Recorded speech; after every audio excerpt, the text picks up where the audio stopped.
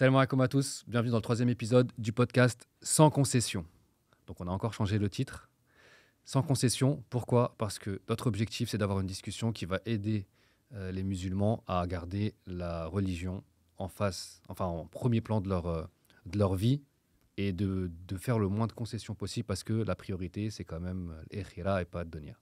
نعم. Comment tu vas, Cher ? Toujours avec moi, toujours présent. عليكم السلام ورحمة الله وبركاته. حياك الله وبياك أخي كريم. Toujours un plaisir de t'avoir. Barakallah fik, plaisir partagé. Et pour ajouter aussi, subhanallah, dans notre religion, en réalité, il y a des concessions. Bien sûr. Il y a des concessions. Mais des concessions légiférées. Voilà. Légiférées. Mais subhanallah, ce qu'on a pu remarquer, c'est que depuis qu'on est jeune, on nous a plus ou moins éduqués à faire des concessions. Des concessions pour mieux s'intégrer dans cette dunya dans laquelle on est. Ça, oh là là. Exactement. Mais le problème, c'est qu'on a remarqué qu'on en faisait énormément de sacrifices, non pas pour notre religion, mais pour cette dunya. Donc le but, Inch'Allah, aussi à travers ce podcast, c'est d'illuminer certaines valeurs musulmanes et qu'à un certain moment de sa vie, le musulman ne doit plus faire de concessions pour son dîn. Nos parents, ils sont arrivés dans les années 60-70, ils ont dû faire énormément de concessions pour pouvoir s'intégrer, pour pouvoir préserver, on va dire, des besoins primaires. Mais la génération dans laquelle nous, on est aujourd'hui, je pense que, la plupart d'entre nous sont éduqués, la plupart d'entre nous ont des postes de responsabilité et que cette concession-là, on n'est plus amené à la faire, surtout en 2024. Quoi. Ouais, et puis c'est même pas. On a grandi quand même, comme tu l'as dit, avec des parents qui sont arrivés en France sur une ou plusieurs générations en fonction des gens, mais où on a eu cette habitude de baisser la tête, de faire des concessions, de dire qu'il faut qu'on s'imprègne, pas qu'on s'adapte dans la société, pas qu'on s'intègre à la société, parce qu'on est intégré, mais qu'on s'adapte à ce que les autres veulent et donc qu'on mette en deuxième plan nos envies et nos besoins. Non. Et on s'est rendu compte avec le temps que même en faisant ça, il y a toujours des problèmes. Tu as parlé tout à l'heure on parlait un peu en off, tu parlais de deuxième zone, comment dire, de citoyens de seconde zone. Ouais, de seconde zone. On est toujours considéré comme ça, que ce soit en réalité économiquement, que ce soit religieusement, que ce soit professionnellement. On a toujours cette image-là, qu'on est des gens de seconde zone. Et justement, l'idée, c'est de se dire, maintenant, on a tout fait pour être accepté, entre guillemets, mais il y a toujours des problèmes. Bien Donc, sûr. est-ce que le respect, on ne le gagne pas en étant nous-mêmes, en étant authentique, en assumant qui on est et nos valeurs ? Et justement, mettre nos valeurs. En faisant, c'est justement comme ça mettre nos valeurs en avant. Ça, c'est très, très important. Parce que le musulman, il a des valeurs. Le musulman, il a des forces. Mais elles ne sont pas mises assez en avant. C'est vrai. Et c'est ce qui fait aujourd'hui que parfois, le musulman, il n'est pas crédible. Tout à fait. Dans certains domaines. Alors qu'Allah subhanahu wa ta'ala, il nous a donné cette force-là. Ouais. Il nous a donné cet héritage-là. On a un héritage culturel énorme, richissime, qu'on peut apporter aujourd'hui à la société. Et je pense que c'est en amenant cette valeur ajoutée que quelque part, on n'aura plus besoin de se justifier. Si tu es number one dans un certain domaine, est-ce que tu as besoin de justifier tes origines ? Est-ce que tu as besoin de justifier ta croyance ? Est-ce que tu as besoin de justifier tes convictions ? Non, tu es le number one. On a besoin de toi. Et le meilleur exemple pour ça, alors c'est un truc, on n'avait pas prévu d'en parler, mais je parle parce que j'en ai pensé. Je ne sais pas si tu as vu là, par rapport à quand on enregistre aujourd'hui, c'était hier. Il y a eu un dîner à l'Élysée avec le prince du Qatar, ou le roi du Qatar, je ne sais pas. Ouais, l'émir. L'émir du Qatar, merci. Et donc Macron. Et il y a eu un traité qui a été signé, ou un accord qui a été signé de quelques millions d'euros. Et donc ce que je veux dire par là, c'est que quand tu as de l'argent, ta religion, c'est pas le plus important. Quand tu n'as plus d'argent, ta religion, ça devient le problème. Ça devient le problème. Et c'est qu'il y a un problème à ce moment-là, à cet endroit-là, dans le fait de comment on est lu et analysé par les autres. Donc peut-être que justement, en travaillant sur nous-mêmes tous, en nous améliorant tous, et justement, on gagnera ce respect et ce ne sera plus l'islam des délinquants, ce sera l'islam des gens qui réussissent. Et réussir, ça ne veut pas dire seulement juste des chèques de 10 milliards. Bien sûr. Là, l'émir, il va promesse d'investissement de 10 milliards. 10 milliards, c'était 10 milliards d'ici à 2030 dans le marché français. Tu vois. Mais nous, nos valeurs, ce n'est pas juste l'argent. C'est la dignité. Effectivement. C'est le respect des autres. C'est énormément de valeurs qui sont inculquées dans notre religion. Alhamdulillah, ouais. Et donc justement, si on arrive à mettre toutes ces valeurs en avant, on peut réussir en tant que personne, en tant que communauté, en tant que pays, tu vois aussi, Ah, parce qu'on est français, on vit en France, on a grandi en France, on aime aussi ce pays parce que voilà, c'est notre pays, tu vois, enfin, pour nous, toi, moi et plein d'autres, quand on retourne dans nos pays d'origine, on reste le français aussi, c'est vrai. tu vois. Ça, c'est un Donc, en problème. fait, Ouais. on l'est. Et quand on va et même c'est même plus fort, quand tu vas dans d'autres pays, tu vas en Angleterre, tu vas aux États-Unis, tu vas au Canada, enfin, dans tous les pays du monde, on a un comportement de français. Ouais, bah ouais, On après, est des t'es Français né pour eux. ici, t'as grandi ici, C'est ça. t'as les mêmes Donc, faut l'assumer, mimiques, bien faut sûr. être fier de ça aussi, parce que ça fait partie de notre identité. Mais dans notre identité, elle est multiple. Hmm. Il y a beaucoup de choses, et donc justement, il faut Mais ta intégrer ça dedans. première fierté, c'est d'être musulman.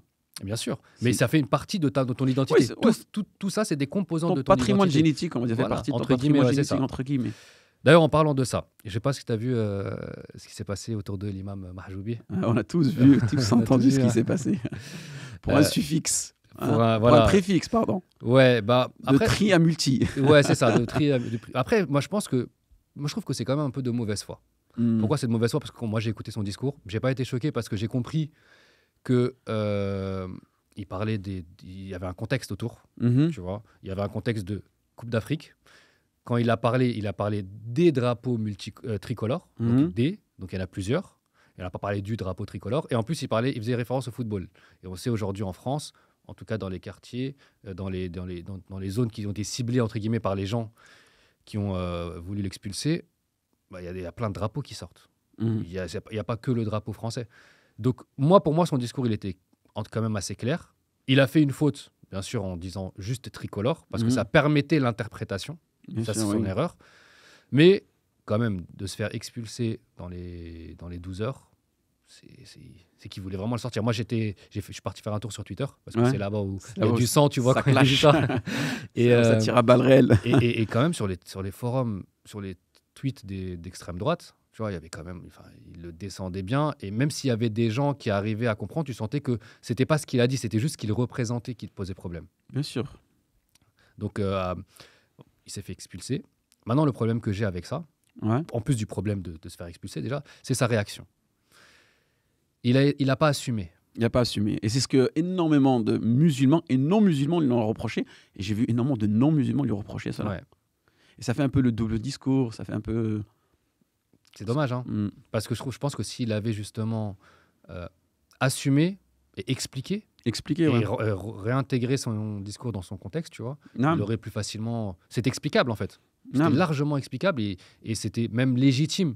Parce Et- qu'en fin de compte, il est en train de dire, les frères, on est tous ensemble, ne vous battez pas entre vous. C'était ça Mhm. son message, quand tu prends que la Exactement. substance.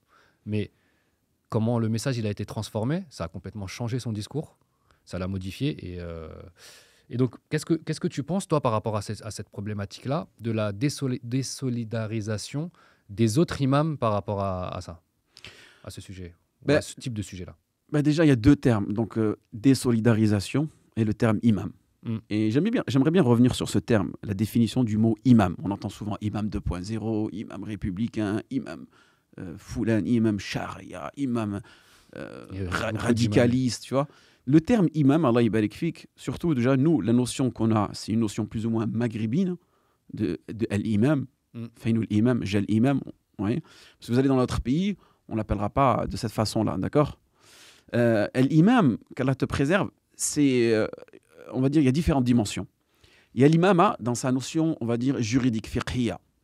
On l'appelle imam, c'est-à-dire il se met en avant pour diriger les gens durant la prière. D'accord? Et il y a aussi un imam dans sa dimension, on va dire, dogmatique, dans la aqida.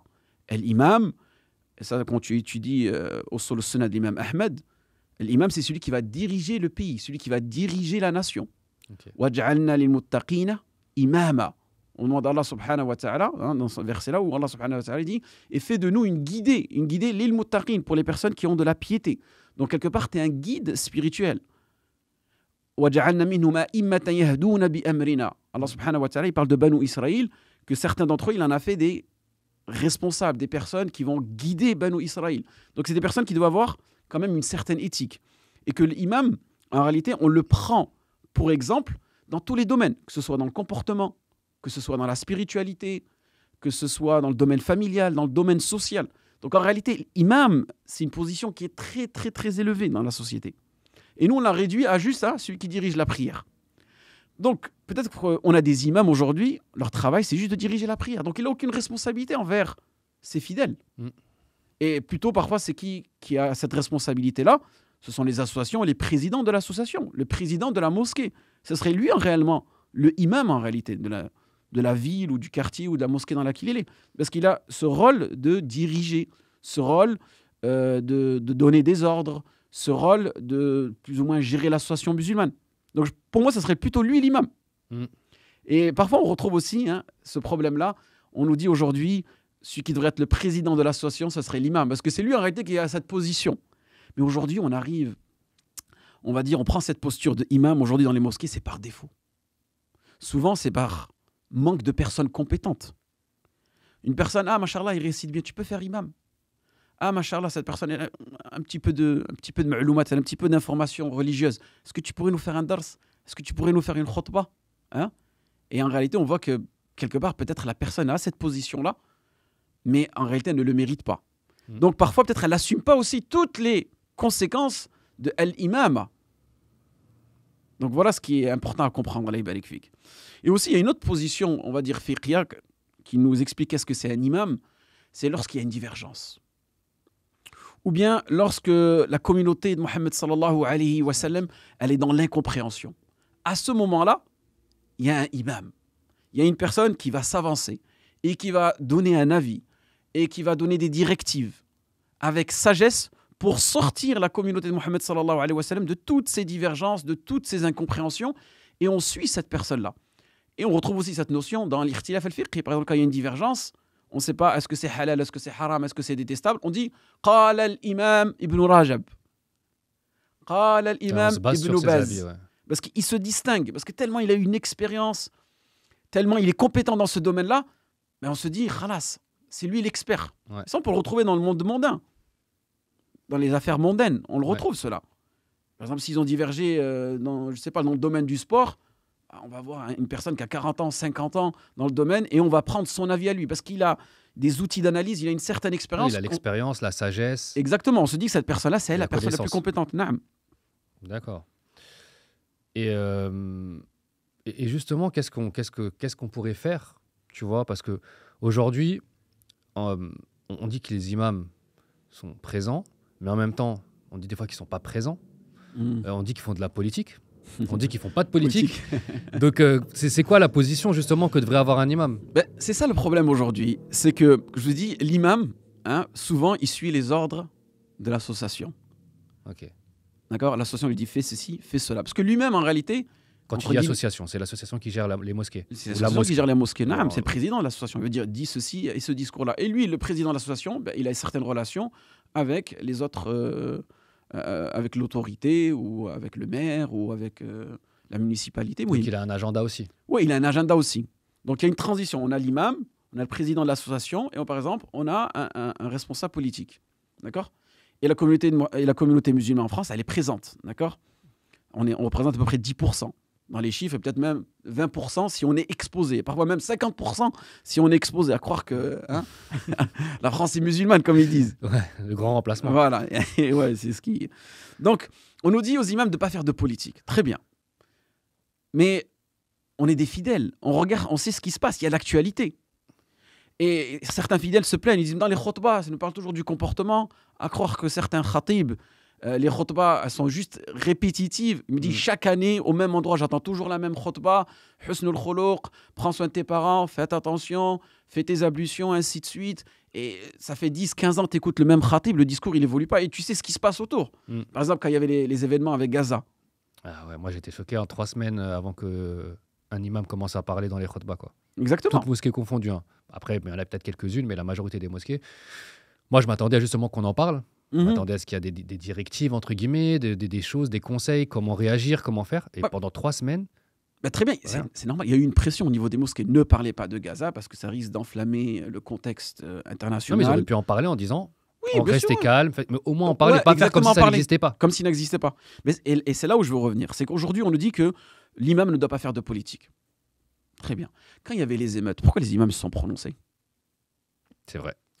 quand il y a des attentats qui sont commis en France, pourquoi les imams doivent se prononcer? Si on ne fait pas de politique, on se tait. Pourquoi, durant ces khutbahs-là, ils auraient dû faire abstinence, comme il se passe en ce moment, faire de comme si rien n'était et continuer leur discours sur le bon comportement, sur la famille, sur les bonnes mœurs, les bonnes séances, et ainsi de suite. Pourquoi est-ce qu'ils se sont prononcés?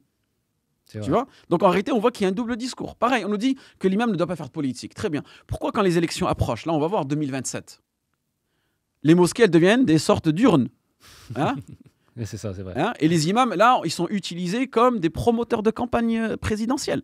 Ouais. Et là, tout le monde va prendre le micro. Pourquoi? Parce que c'est l'association. Après, oui, c'est à mesurer.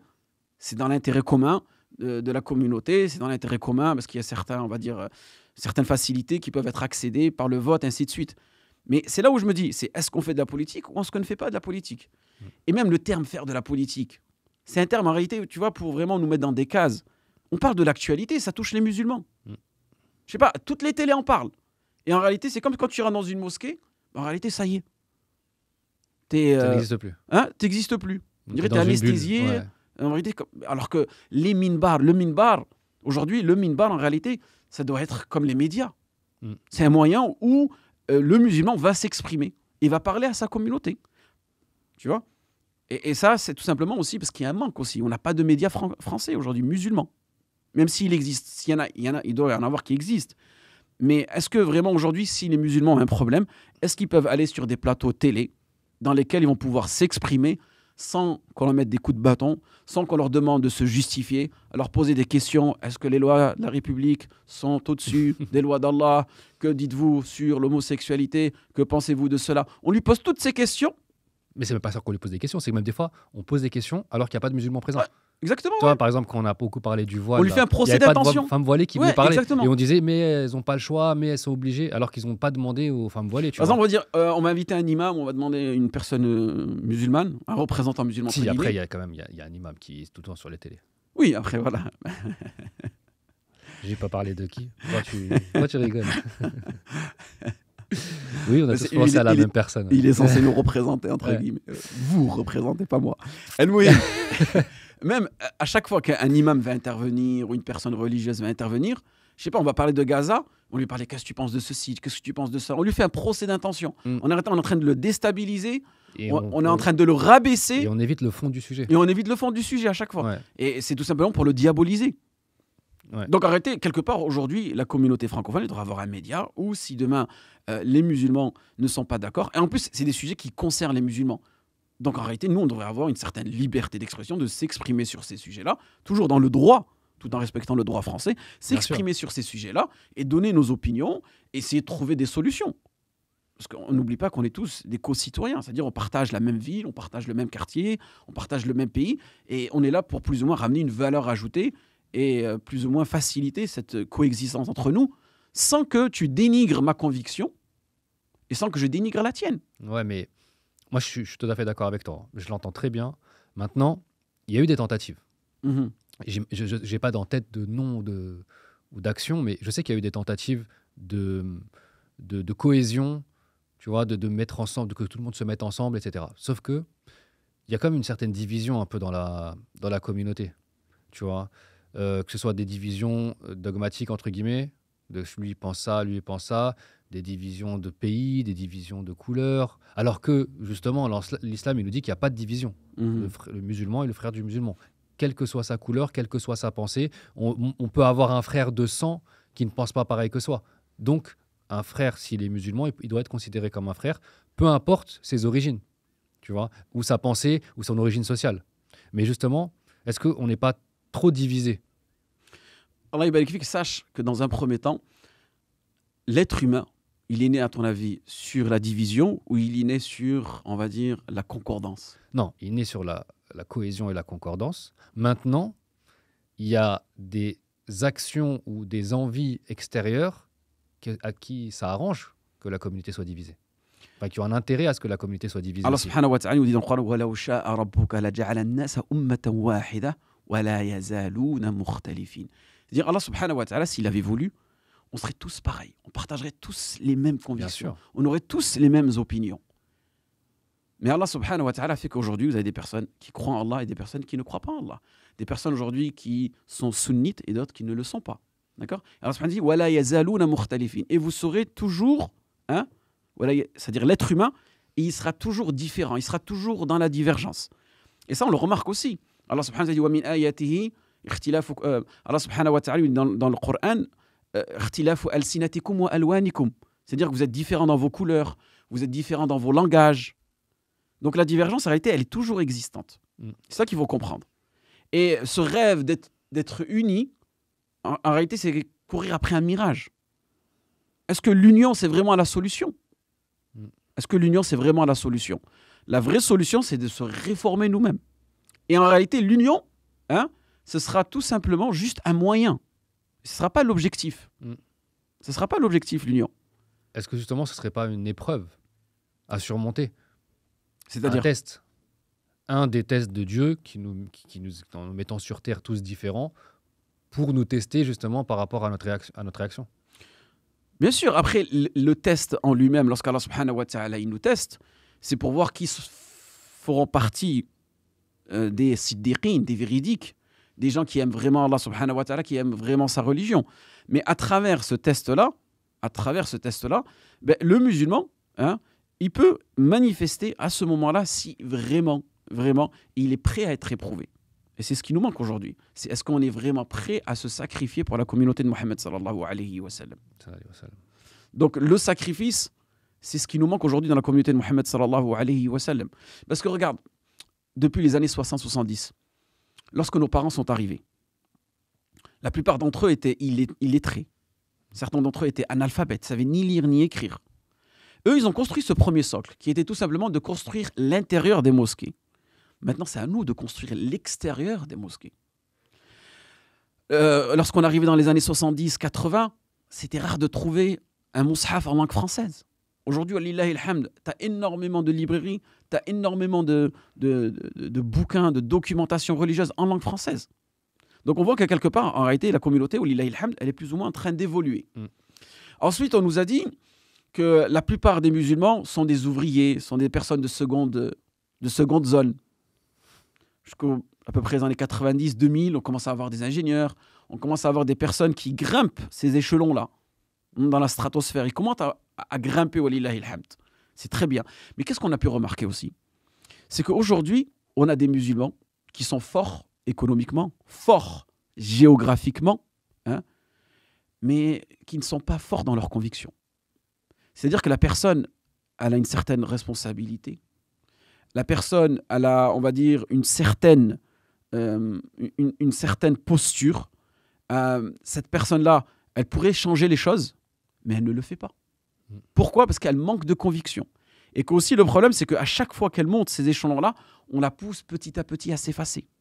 On a pu voir avec ce qui s'est passé autour de Gaza, c'est que énormément d'influenceurs, énormément de personnes qui sont suivies, qui ont des prénoms musulmans, hein, qui plus ou moins de temps en temps manifestent leur religiosité, ben, durant les événements de Gaza, ils se sont estompés, on ne les entend pas plus parler. Ouais, ils ont mis 2-3 mois, même certains, à réagir. À réagir. Pourquoi ? Parce que c'est vrai qu'il y a une certaine pression de tes sponsors, des personnes qui t'entourent, des personnes qui t'ont permis de t'élever, mais quelque part, toi, est-ce que tu es prêt à sacrifier ?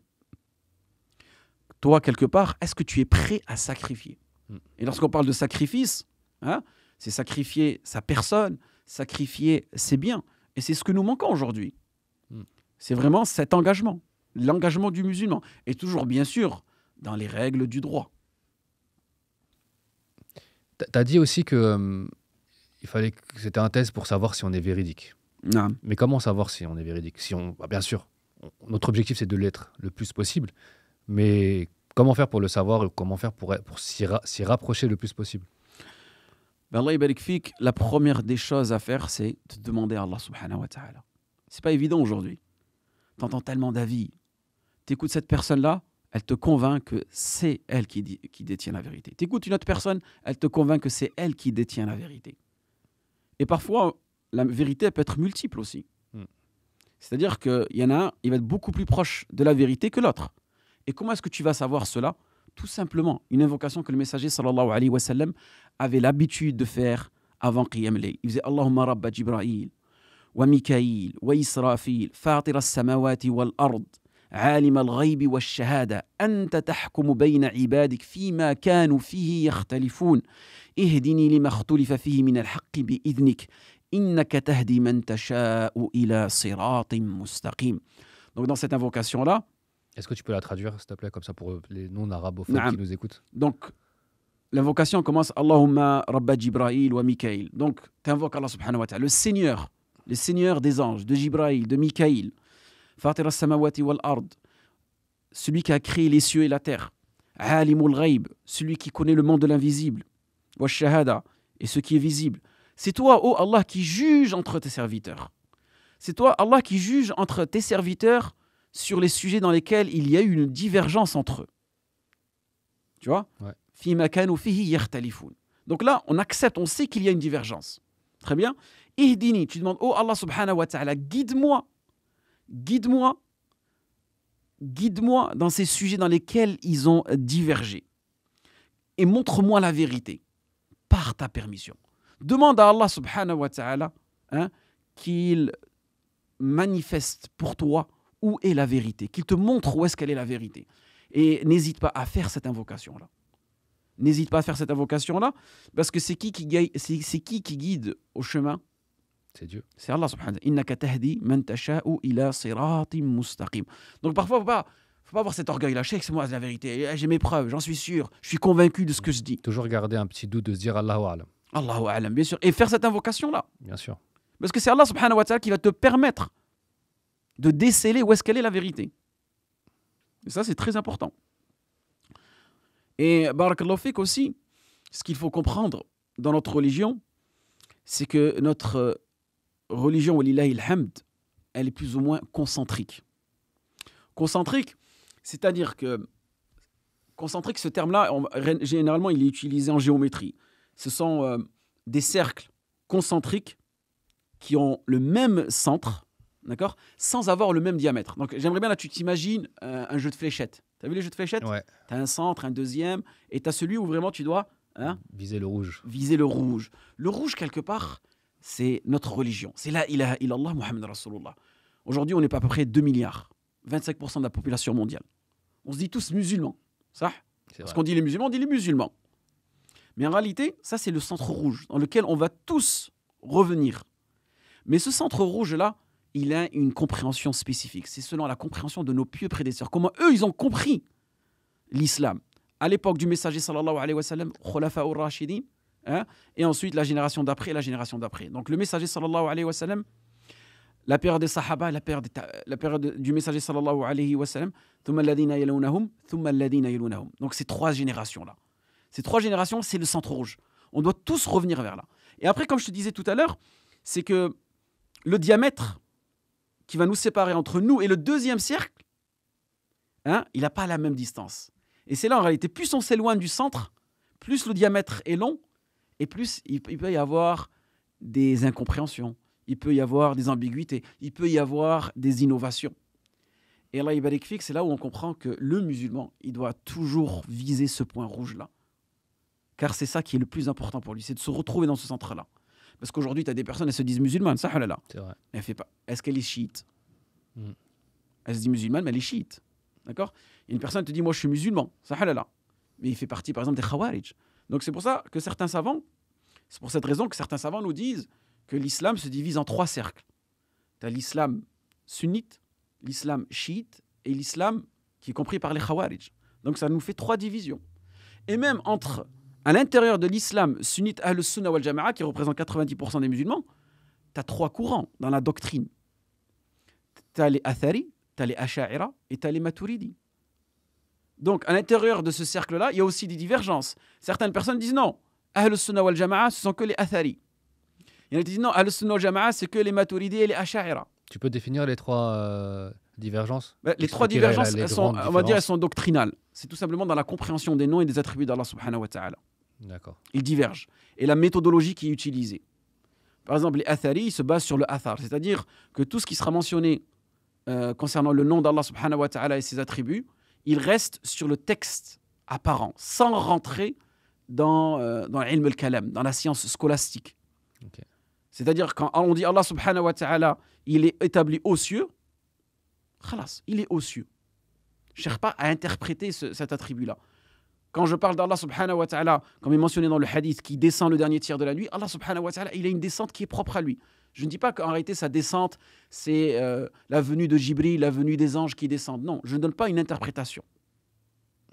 Après, ça, c'est un long sujet, sinon... Non, c'était juste pour avoir les grands... Pour que les gens comprennent, tu vois, parce que c'est pas des choses que tout le monde maîtrise. Et quand je disais que l'islam, il est concentrique, c'est-à-dire que, par exemple, si nous, Ahl Sunnah wal Jama'a, on a une divergence avec les chiites, mais tout à coup, là, les divergences qu'on peut avoir entre nous, dogmatiques, et normalement qui sont essentielles, parce que là, on parle de ikhtilaf dans la aqida, mais on va les laisser de côté. Parce qu'avec les chiites, on a une divergence qui est encore beaucoup plus élevée que cela. D'accord ? Et par exemple, quand les sunnites et les chiites ont une divergence avec une personne qui est aux antipodes de l'islam, qui ne sont même pas musulmanes, ben à ce moment-là, on peut s'unir et laisser ces divergences-là pour tout simplement atteindre un objectif qui sera beaucoup plus noble, qui sera de défendre l'islam de façon générale, de façon globale. Et ça, c'est plus ou moins de la stratégie dogmatique, si on peut utiliser le terme. Et ça, si vous lisez Siyasa Shari'a dans notre bouquin, c'est mentionné. Et Ibn Taymiyyah, rahmatullah alayhi, il a plus ou moins pratiqué. Dans Siyasa Shari'a, la politique... Ouais, la politique religieuse. Comment est-ce que le musulman... Siyasa, c'est le fait de plus ou moins, on va dire, administrer, de diriger. Ça, c'est différents sens, tu vois. Le fait de comment gérer, de gérer l'islam. C'est un peu là, Siyasa Shari'a. C'est comment est-ce qu'on va gérer l'islam dans son contexte national, dans son contexte international. Okay. Et ça, vous pouvez le retrouver dans les écrits d'Ibn Taymiyyah, rahmatullah alayh. Et lui-même aussi, comment est-ce qu'il s'est comporté, Ibn Taymiyyah, quand les Mongols sont venus attaquer le Sham. Est-ce qu'à ce moment-là, ils se sont dit, nous, on est différents. Nos divergences, parce qu'il avait des grandes divergences avec les Asha'ira. À ce moment-là, Ibn Taymiyyah, quand il était au Sham. Il y avait des grandes divergences avec eux. Mais quand les Mongols. Quand les Mongols. Excusez-moi. Quand les Mongols, les Tatars, ils sont venus attaquer. Ben là, il fallait tout simplement s'unir. Il fallait s'unir pour se défendre. D'accord ? Et donc, après, c'est vraiment apprendre selon le contexte. Il faut vraiment étudier le contexte. C'est les savants qui déterminent cela, les responsables, ceux qui sont doués d'intelligence. Ulul amri minkum. C'est les savants qui consultent les gouverneurs et les gouverneurs qui consultent les savants et ils essayent de trouver tout simplement la meilleure des stratégies à adopter quand ils se retrouvent dans cette situation-là. Et ça, on le voit un peu aujourd'hui. Des pays qui ne se parlaient plus pendant 30-40 ans, par exemple, le rapprochement qu'il y a eu entre l'Iran et l'Arabie Saoudite. Il y a eu un rapprochement. Pourtant, pendant 30-40 ans, il n'y avait pas d'ambassade. Les relations étaient très froides. Ensuite, des pays qui n'étaient pas d'accord dogmatiquement, après ils se mettent d'accord sur d'autres choses. Oui, mais ça c'est un autre sujet. C'est un autre sujet, ouais. Déjà, là, on est parti d'un petit fait d'actualité. On est parti très, très profond, mais c'est magnifique, tu vois, justement. C'est l'objectif du podcast. Je ne sais pas si tu as vu aussi, il y a eu... moi, c'est un truc qui m'a marqué un peu. L'Américain, l'US Navy, qui s'est immolé devant, je crois que c'était l'ambassade... à Washington, devant l'ambassade israélienne à Washington. L'ambassade israélienne à Washington. Et je me suis dit quand même, c'est fou parce que ce mec, il n'est pas musulman. Et il est capable de faire des sacrifices qui sont plus forts que beaucoup de musulmans. Pourquoi je te dis ça ? Parce que une des armes qu'on a aujourd'hui, c'est le boycott. On sait aujourd'hui que le boycott, ça c'est pas l'arme ultime. Il a fait ses preuves. Mais il a fait ses preuves. Ça marche, tu vois. Moi, j'essaie de considérer... Je suis conscient qu'on ne peut pas tout boycotter. Okay, on peut boycotter certaines choses, mais si on devait tout boycotter, voilà, c'est compliqué. Tu vois, il y a trop de trucs, en fait, qu'il faudrait boycotter. C'est impossible à gérer. Maintenant, il y a quand même certaines marques qui mènent des actions directes.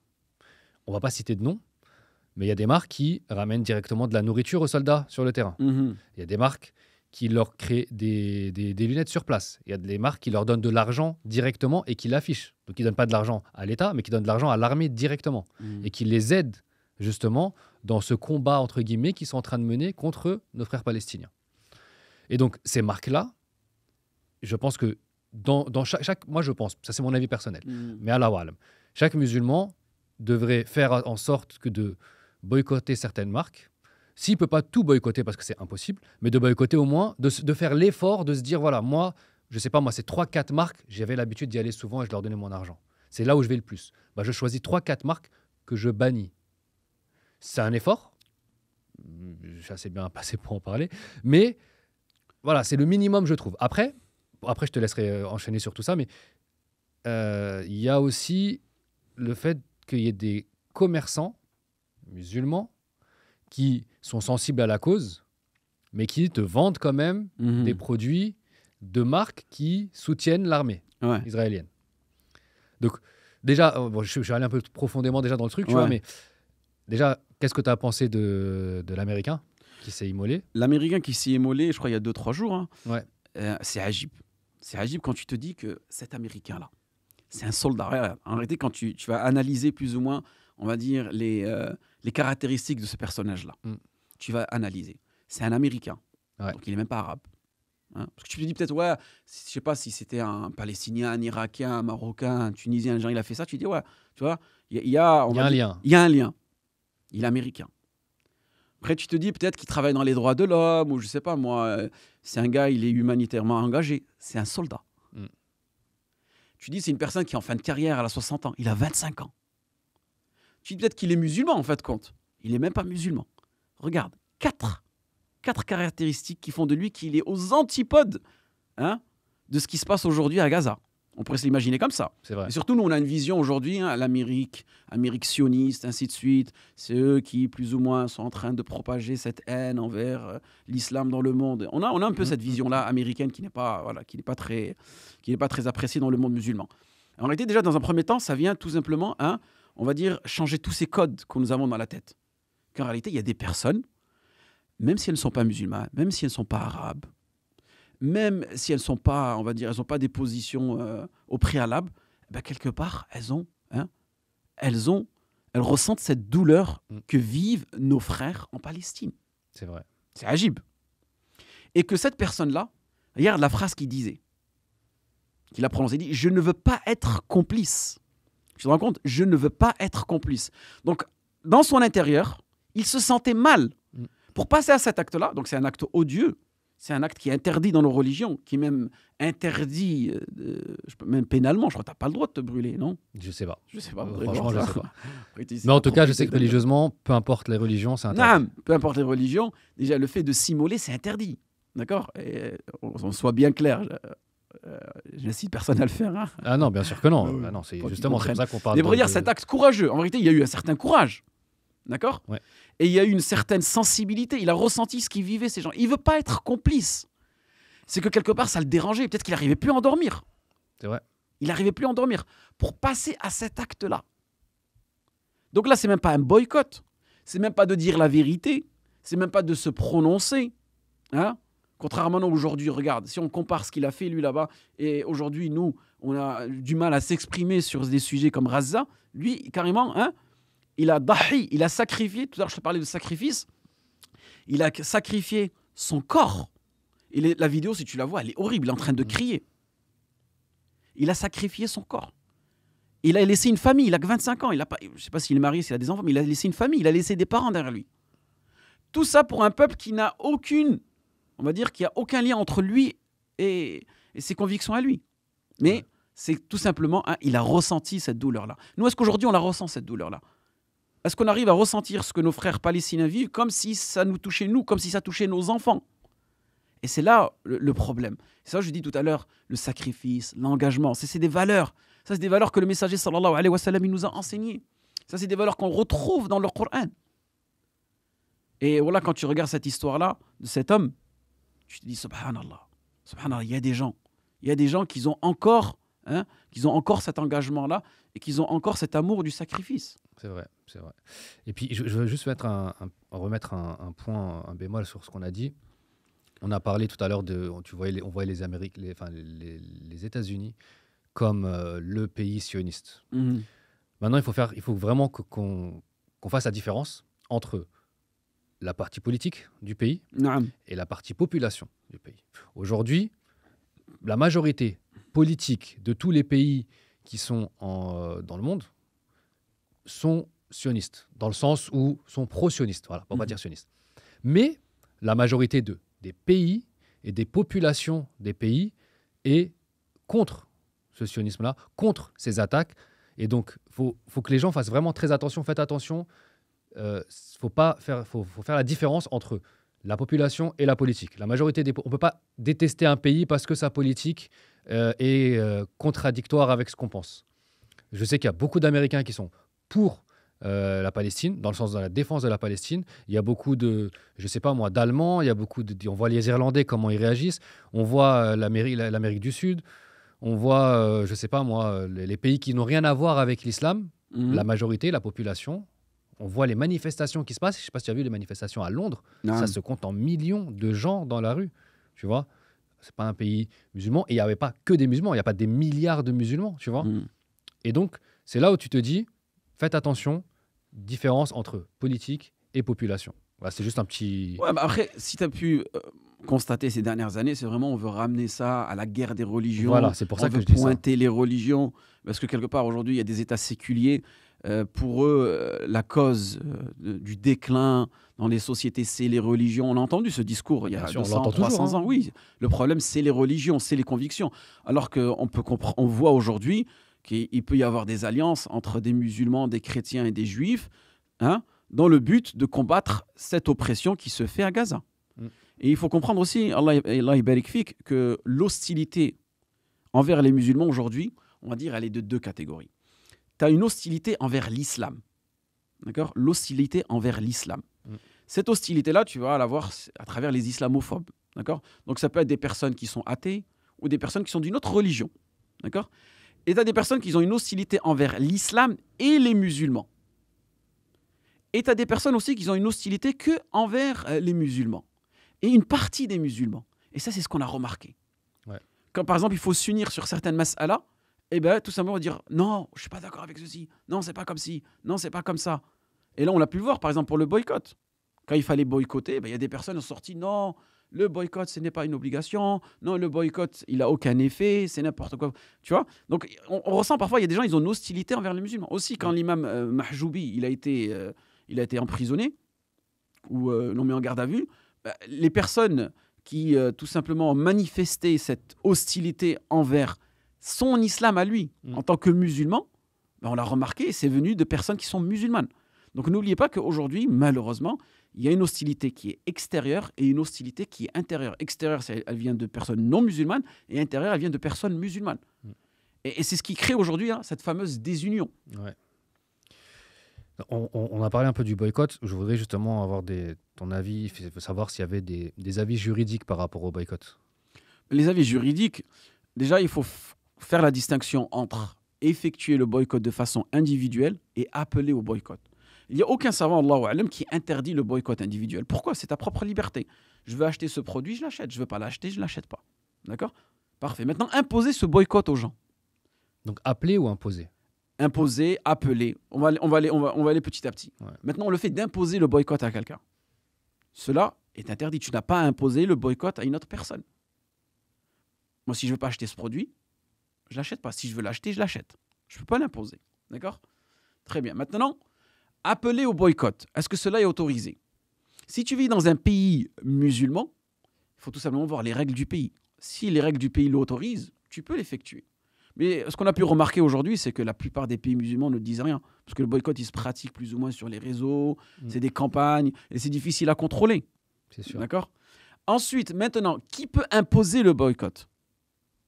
Si seulement, et là, on parlera plus de boycott étatique, c'est-à-dire que tu vis dans un pays, le président, on parle de pays musulmans, le président ou le roi ou le responsable, il a dit c'est interdit de vendre et de commercialiser ce produit. Et généralement, là, c'est des règles commerciales, le produit ne sera pas accessible et ce sera difficile pour toi d'enfreindre les lois. D'accord ? Maintenant qu'on a compris ces trois notions de boycott, maintenant les savants, ce qu'ils nous disent, est-ce qu'on peut appeler au boycott entre nous ? Les savants nous disent s'il y a un intérêt. Et on sait que cela va tout simplement déstabiliser cet oppresseur-là, il n'y a pas de mal à le faire. Et le messager sallallahu alayhi wa sallam lui-même l'a pratiqué.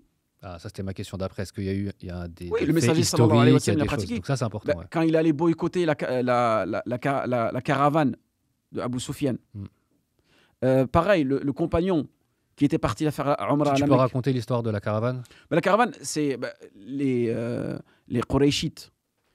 Quand le messager sallallahu alayhi wa sallam, il a quitté la Mecque, il s'est installé à Médine. Quand ils ont fait la hijra, vous voyez, quand je te parle de sacrifice, ils ont sacrifié leurs biens, leurs personnes. Il y en a, ils ont laissé leur épouse là-bas. Il y en a, ils ont laissé leurs enfants. Il y en a, ils ont laissé leurs biens là-bas. Donc, les Qurayshites se sont accaparés ces biens-là. Et les Qurayshites, ils avaient l'habitude de faire du commerce en allant vers le Sham. Et ils passaient par la route de Badr. Et le messager, sallallahu alayhi wa sallam, il savait que, quelque part, s'il allait sur cette route-là, il allait retrouver la caravane et retrouver une partie de leur richesse là-bas. Et que, quelque part, en les boycottant, d'accord, en les stoppant à cet endroit-là, ben, ça allait affaiblir le commerce, ça allait affaiblir la Mecque. Donc, il a pratiqué, plus ou moins. D'accord ? Il y a aussi l'histoire du compagnon. Lorsqu'il a quitté lorsqu'il a quitté Médine, il s'est dirigé à la Mecque pour faire sa Umrah, il a dit au messager, sallallahu alayhi wa sallam, en aucun cas, ils recevront de nos grains, de la farine, du blé, de l'orge. Et le messager, sallallahu alayhi wa sallam, il a approuvé. En 1973, le Malik Faisal, rahmatullah alayhi, lorsqu'il a fait un embargo, et que le président ou le ministre des Affaires étrangères américaines est venu le voir, il lui a dit, il faut que tu arrêtes cet embargo sur le pétrole. Sinon, tu auras ceci, cela. On l'a menacé. Tu sais qu'est-ce qu'il a dit, sa fameuse phrase ? Il a dit, moi, vous pouvez me menacer. Il a dit, moi, je n'avais pas besoin de ce pétrole. C'est vous qui en avez besoin. Il a dit, moi et mes ancêtres, on a l'habitude de boire du lait de chamel et manger des dattes. Et c'est suffisant pour nous. Regarde la qana'a. Regarde la qana'a. Ouais. La qana'a. Sans concession. Sans concession. C'est ça. Sans concession. D'accord ? Et il est autosatisfait de ce qu'Allah subhanahu wa ta'ala lui a accordé. Et il lui a dit cette fameuse phrase-là. Et là, il a compris que l'homme, en réalité, cet homme-là, il était rempli de conviction, il était sans concession et qu'il mettait sa religion au premier plan. Ouais. Et c'est ce qu'on a besoin aujourd'hui. On a C'est besoin vrai. des personnes qui vont mettre leur religion au premier plan. Et cet embargo, il a eu un effet de ouf. C'est là où on a eu les fameuses vins médiocres, non ? Le fameux... Le jeudi noir. Le jeudi noir, ouais. Le jeudi noir, c'est dans la même période. Et il y a quelque chose aujourd'hui, regarde. Imagine-toi juste les pays musulmans, aujourd'hui, ils font un embargo sur le pétrole. Les pays du Moyen-Orient. Ouais. Tous ces navires qui sont utilisés par les États-Unis et par d'autres pays et par lesquels ils attaquent nos frères à Gaza, ils font un embargo, ils n'auront même plus le pétrole de quoi se déplacer. Ouais, après là, on rentre dans des considérations politiques et géopolitiques dans lesquelles, moi, je pense que tout le monde est un peu mouillé et que tout le monde a des choses à se reprocher. Donc, bien sûr, après, personne n'ouvre sa bouche, quoi. Entre regarde, guillemets, pour être c'est ton intérêt. poli. Regarde, ton intérêt, est-ce que tu le mets pour ta communauté? Est-ce que tu sacrifies tes intérêts pour la religion d'Allah subhanahu wa ta'ala ou ces intérêts-là, tu les gardes pour toi-même? Bah, le choix, il a été fait par la majorité des pays. Exactement. Et après, quelque part, est-ce que c'est justifiable? Si aujourd'hui, nous, on reproche à des individus qui n'arrivent même pas à boycotter 2-3 produits, comment est-ce que... Et ces produits-là, quelque part, en les boycottant, ça ne lui coûte rien. C'est juste, il s'abstient d'acheter ces produits-là. C'est vrai, c'est vrai, c'est vrai. Ben, parfois, comment est-ce que tu peux reprocher à un fournisseur, à une entreprise qui fait des millions d'euros de ne plus vendre ce produit-là, ou bien un pays, la rente pétrolière, c'est 70%, 80% de son business, de ne plus vendre ce produit-là. Donc, je ne suis pas en train de les excuser, mais c'est plus ou moins compréhensible. C'est de comprendre, de comprendre le centre du problème et de se dire qu'en fin de compte, le problème, oui, c'est un gros problème, mais est-ce que le changement, il ne viendrait pas de nous d'abord, avant de le demander aux autres? Quand je parle de nous en tant qu'individu, avant de le demander à nos dirigeants. Parce que si nous, on change et qu'un dirigeant voit que son peuple, il est à 100% et prêt à faire des sacrifices pour une cause noble, et qui aide ses frères et qui aide la religion, bah, il sera plus enclin potentiellement à mettre en place ces actions-là. Exactement. Et à faire ces sacrifices. Souvent, on nous dit l'image du peuple est à l'image du roi. Parce que généralement, ces gens-là, c'est eux qui les représentent. Ils ne les représentent pas à 100%.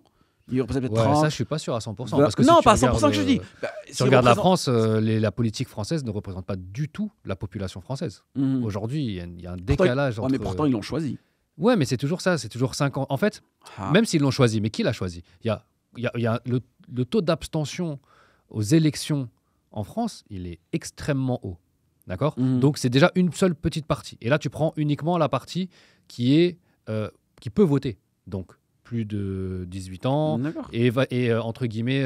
mais c'est toujours une forme de représentation, quelque part. Et c'est pas forcément toute la population. Oui, mais ça représente, ce que je veux dire, un fragment plus ou moins grand de la société, mais pas la population française. C'est ça que je veux dire. Donc ça représente un fragment qui est lui-même fragmenté et qui, à la fin, avec le travail qui a été mis en place de ça ou le FN, donc tout le monde vote ça, beaucoup de gens ont voté à contre-cœur. Par exemple, là, si on prend les élections qu'il y a eu pour Macron, beaucoup de gens ont voté à contre-cœur pour lui, parce que sinon, c'était la droite qui passait. Et donc, ça augmente son fragment à lui, qui était un petit fragment à la base. Donc, ce petit fragment d'irréductible, entre guillemets, qui ont voté pour Macron, ça représente vraiment une infime partie de la population française. Donc, tu vois, quand je dis... Et en plus, tu vois, on prend l'exemple de l'Arabie Saoudite. L'Arabie Saoudite, c'est un roi qui est hiérarchique. Ouais, c'est une monarchie. C'est une monarchie dans le sens où c'est le fils du mec à qui les Anglais ont donné le territoire. Tu vois ce que je veux dire? Donc, c'est pas forcément le meilleur représentant de la population saoudienne aussi. Mais je parle ça en règle générale. Dans tous les pays, en règle générale, ça représente toujours une petite fraction. C'est peut-être le meilleur moyen qui a été trouvé, entre guillemets, parce que moi, j'y crois pas trop personnellement, tu vois, mais... Enfin, à la politique en règle générale, mais oui, bien sûr, c'est le meilleur moyen qui a été trouvé pour représenter, tu vois. Oui, mais ça reste toujours en réalité une image. Bien sûr, ça reste une image. Mais c'était juste pour le. Est-ce que le président représente l'image? Peut-être qu'il représente à 20% des personnes qui se sont exprimées. Il représente 30% de la population qui se sont exprimées. Je pense qu'il a même pas. Il était. Alors peut-être il choisi dans le deuxième mandat. Dans ce cas-là, si on avait fait cette erreur-là dans le premier mandat, pourquoi on refait la même erreur au deuxième mandat? Oui, parce que tous les autres sont éclatés. Dans le sens éclaté, pas nul, mais dans le sens éclaté. Dispersé. Là, le Parti Socialiste qui a explosé, tu vois ce que je veux dire? Donc il n'y a personne en face. Ça veut dire il arrive, il est tout seul. Il joue tout seul face au cage. Et lui, il a fait, je ne sais plus combien il a fait, je crois qu'il a fait dans les 15% au premier tour. Mais c'est 15% des 40% des gens qui peuvent voter, qui eux représentent seulement 50% de la population. Tu vois ce que je veux dire? Donc c'est 15%, de 30%, de 50%, de 100%. Bien sûr. Donc en fait, c'est ça que je veux dire. Mais bon, après ça, c'est un autre débat. On est rentré ça revient à la parole d'Allah subhanahu wa ta'ala. Ils seront toujours divisés. Ça, bien sûr. C'est la hikmah d'Allah subhanahu wa ta'ala. Donc, bon, pour revenir à notre sujet, parce qu'on est parti sur un autre truc. Là, c'est le Ramadan. Le Ramadan arrive. Quelles sont les actions qu'on peut mener pendant ce Ramadan ou quelles sont les considérations spéciales qu'on peut prendre pendant le Ramadan par rapport à ce boycott-là? Comme tu sais, durant le mois de Ramadan, les gens ont tendance à surconsommer. Ça, halala. Donc, on va acheter énormément de produits pour faire les gâteaux, pour faire la harira, pour faire ceci, pour faire cela. Donc, la personne, elle devra tout simplement faire attention à lister les produits qu'il va acheter et que ces produits-là ne viennent pas de pays qui sont, on va dire, avec les sionistes, dans le génocide qui est en train de se faire, et propager ce message-là. Mais aussi, attention, il ne faut pas qu'il y ait de l'abus, parce qu'on a vu voir aujourd'hui, après il faut vérifier les informations, moi je ne suis pas tellement en actualité, la polémique de Dari, là il y a trop le Dari. Après, la personne elle est sortie avec un communiqué, comme elle expliquait qu'en réalité, elle ne vendait pas ce produit-là à des sionistes. C'est un de ses distributeurs français qui revendait ces produits-là. Nanana. Après, là, on comprend que le boycott, ça marche en réalité. Que le boycott, sinon, il n'aurait pas fait de... Voilà. Il n'aurait pas fait de démenti. Après, c'est Dari. Et Dari, c'est un produit qui est... Je pense 90% ils le vendent à des musulmans. Surtout là, c'est le Ramadan. Ils doivent faire leur meilleur chiffre d'affaires pendant le Ramadan. Donc... c'est compréhensible, mais il n'y a pas que ça. Le boycott, il fonctionne. Tu vois, il y a les McDo au Maroc, McDo et Starbucks, ils sont pas fermés. Je crois des Starbucks. Il y a des Starbucks, il y a des McDo qui ont fermé. Zara, je pense aussi. Voilà, des Zara. Oui, on entend plein de marques. Donc ça marche. Exactement. Donc ça marche. La preuve là, tu vas voir là des marques. On a cité des marques maintenant, mais voilà. Carrefour par exemple, ils font leur marque là, ils font leur promotion Ramadan et tu vois qu'ils font des promotions incroyables. Incroyable. Pourquoi? Parce qu'il y a beaucoup moins de monde. Malgré tout. Voilà, quand tu passes devant Carrefour, tu vois qu'il y a quand même toujours des sœurs voilées. Mais c'est ça que je disais tout à l'heure, c'est que les gens ne sont pas encore assez sensibilisés. Ils ne ressentent pas la cause palestinienne comme si c'était leur propre cause à eux. C'est ça. C'est ça le problème. Et l'engagement aussi, tu vois. Donc là, pendant le Ramadan, tu penses qu'il y a donc faire attention à ce qu'on achète. Parce qu'on consomme, on surconsomme, c'est un fait, même si on peut dire faites attention, ne surconsommez pas, etc., etc. Mais le fait est que c'est ce qui va arriver.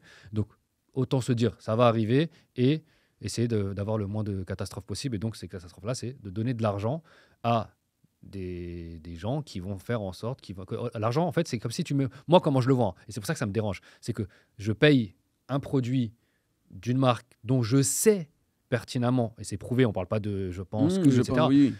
Je sais que l'argent, une partie de cet argent va aller directement... dans les armes. Moi, j'ai l'impression que mon argent, c'est comme si je remplissais le chargeur du mec qui va tirer, tu vois.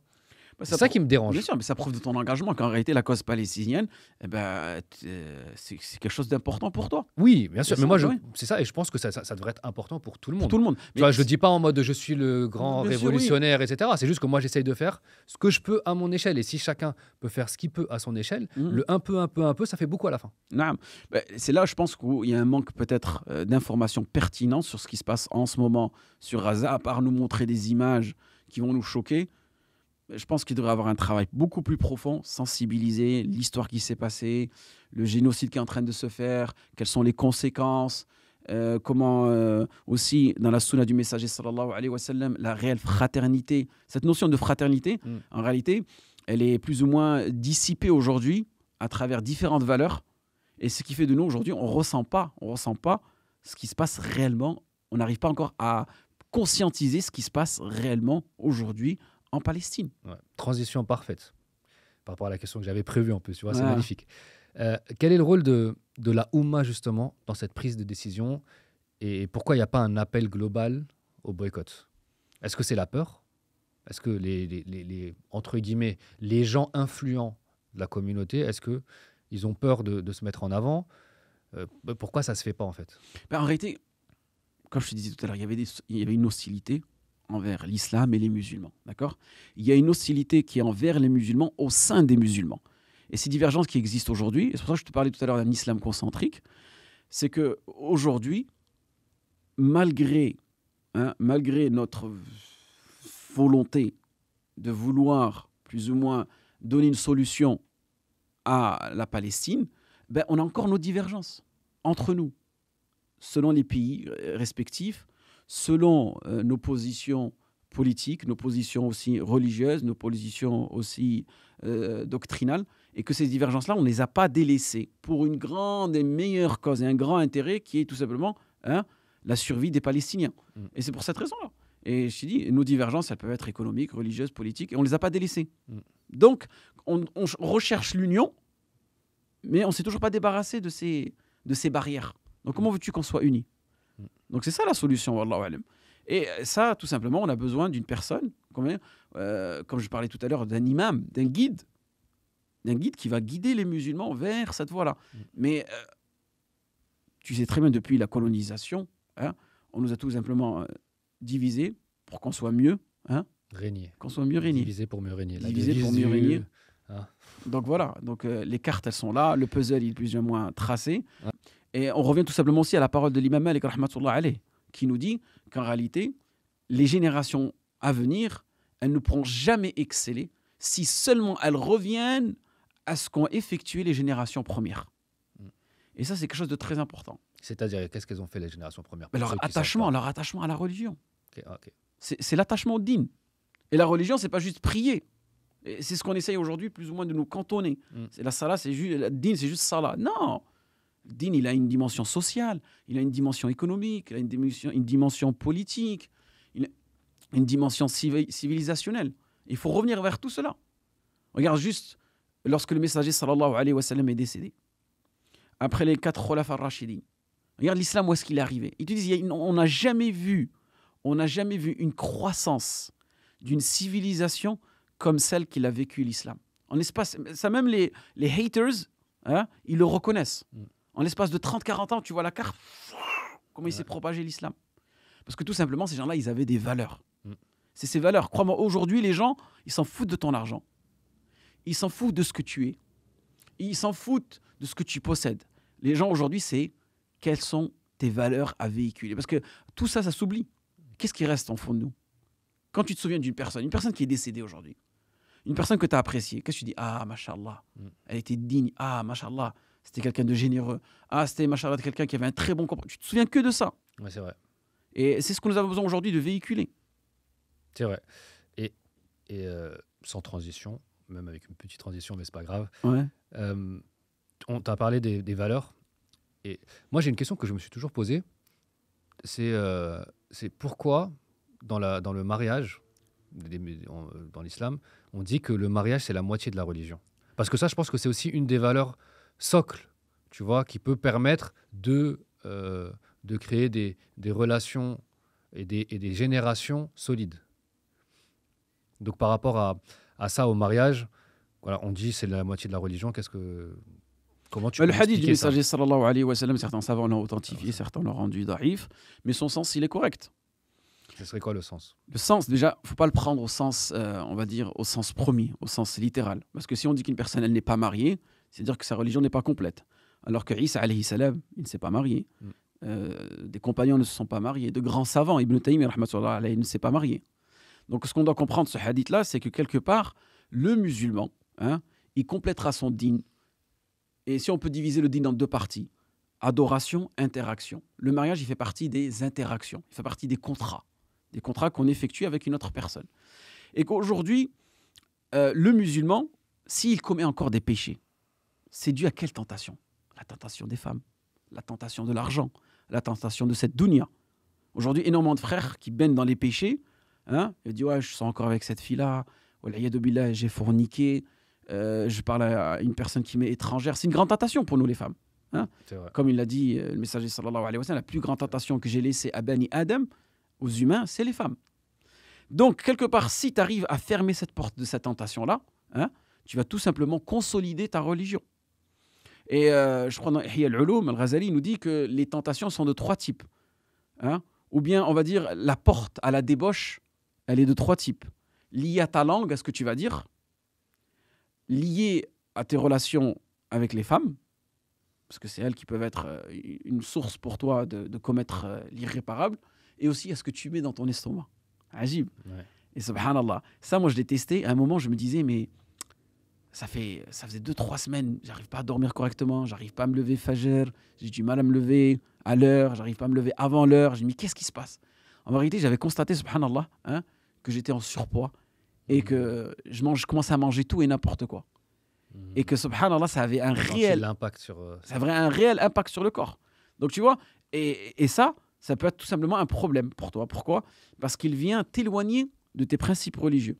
Et bien, pareil, aujourd'hui, si le musulman, il n'a pas trouvé sa deuxième moitié, comme on dit, mais quelque part, ça peut être une cause pour lui de commettre énormément de péchés et de ne pas être complet dans tous les aspects de son dîn. Ouais, c'est vrai. Et justement, tu l'as très bien dit, mais il y a beaucoup de frères, de sœurs qui veulent se marier, mais qui ne trouvent pas les bonnes personnes. Qui ne trouvent pas de personnes, tout simplement, en fait.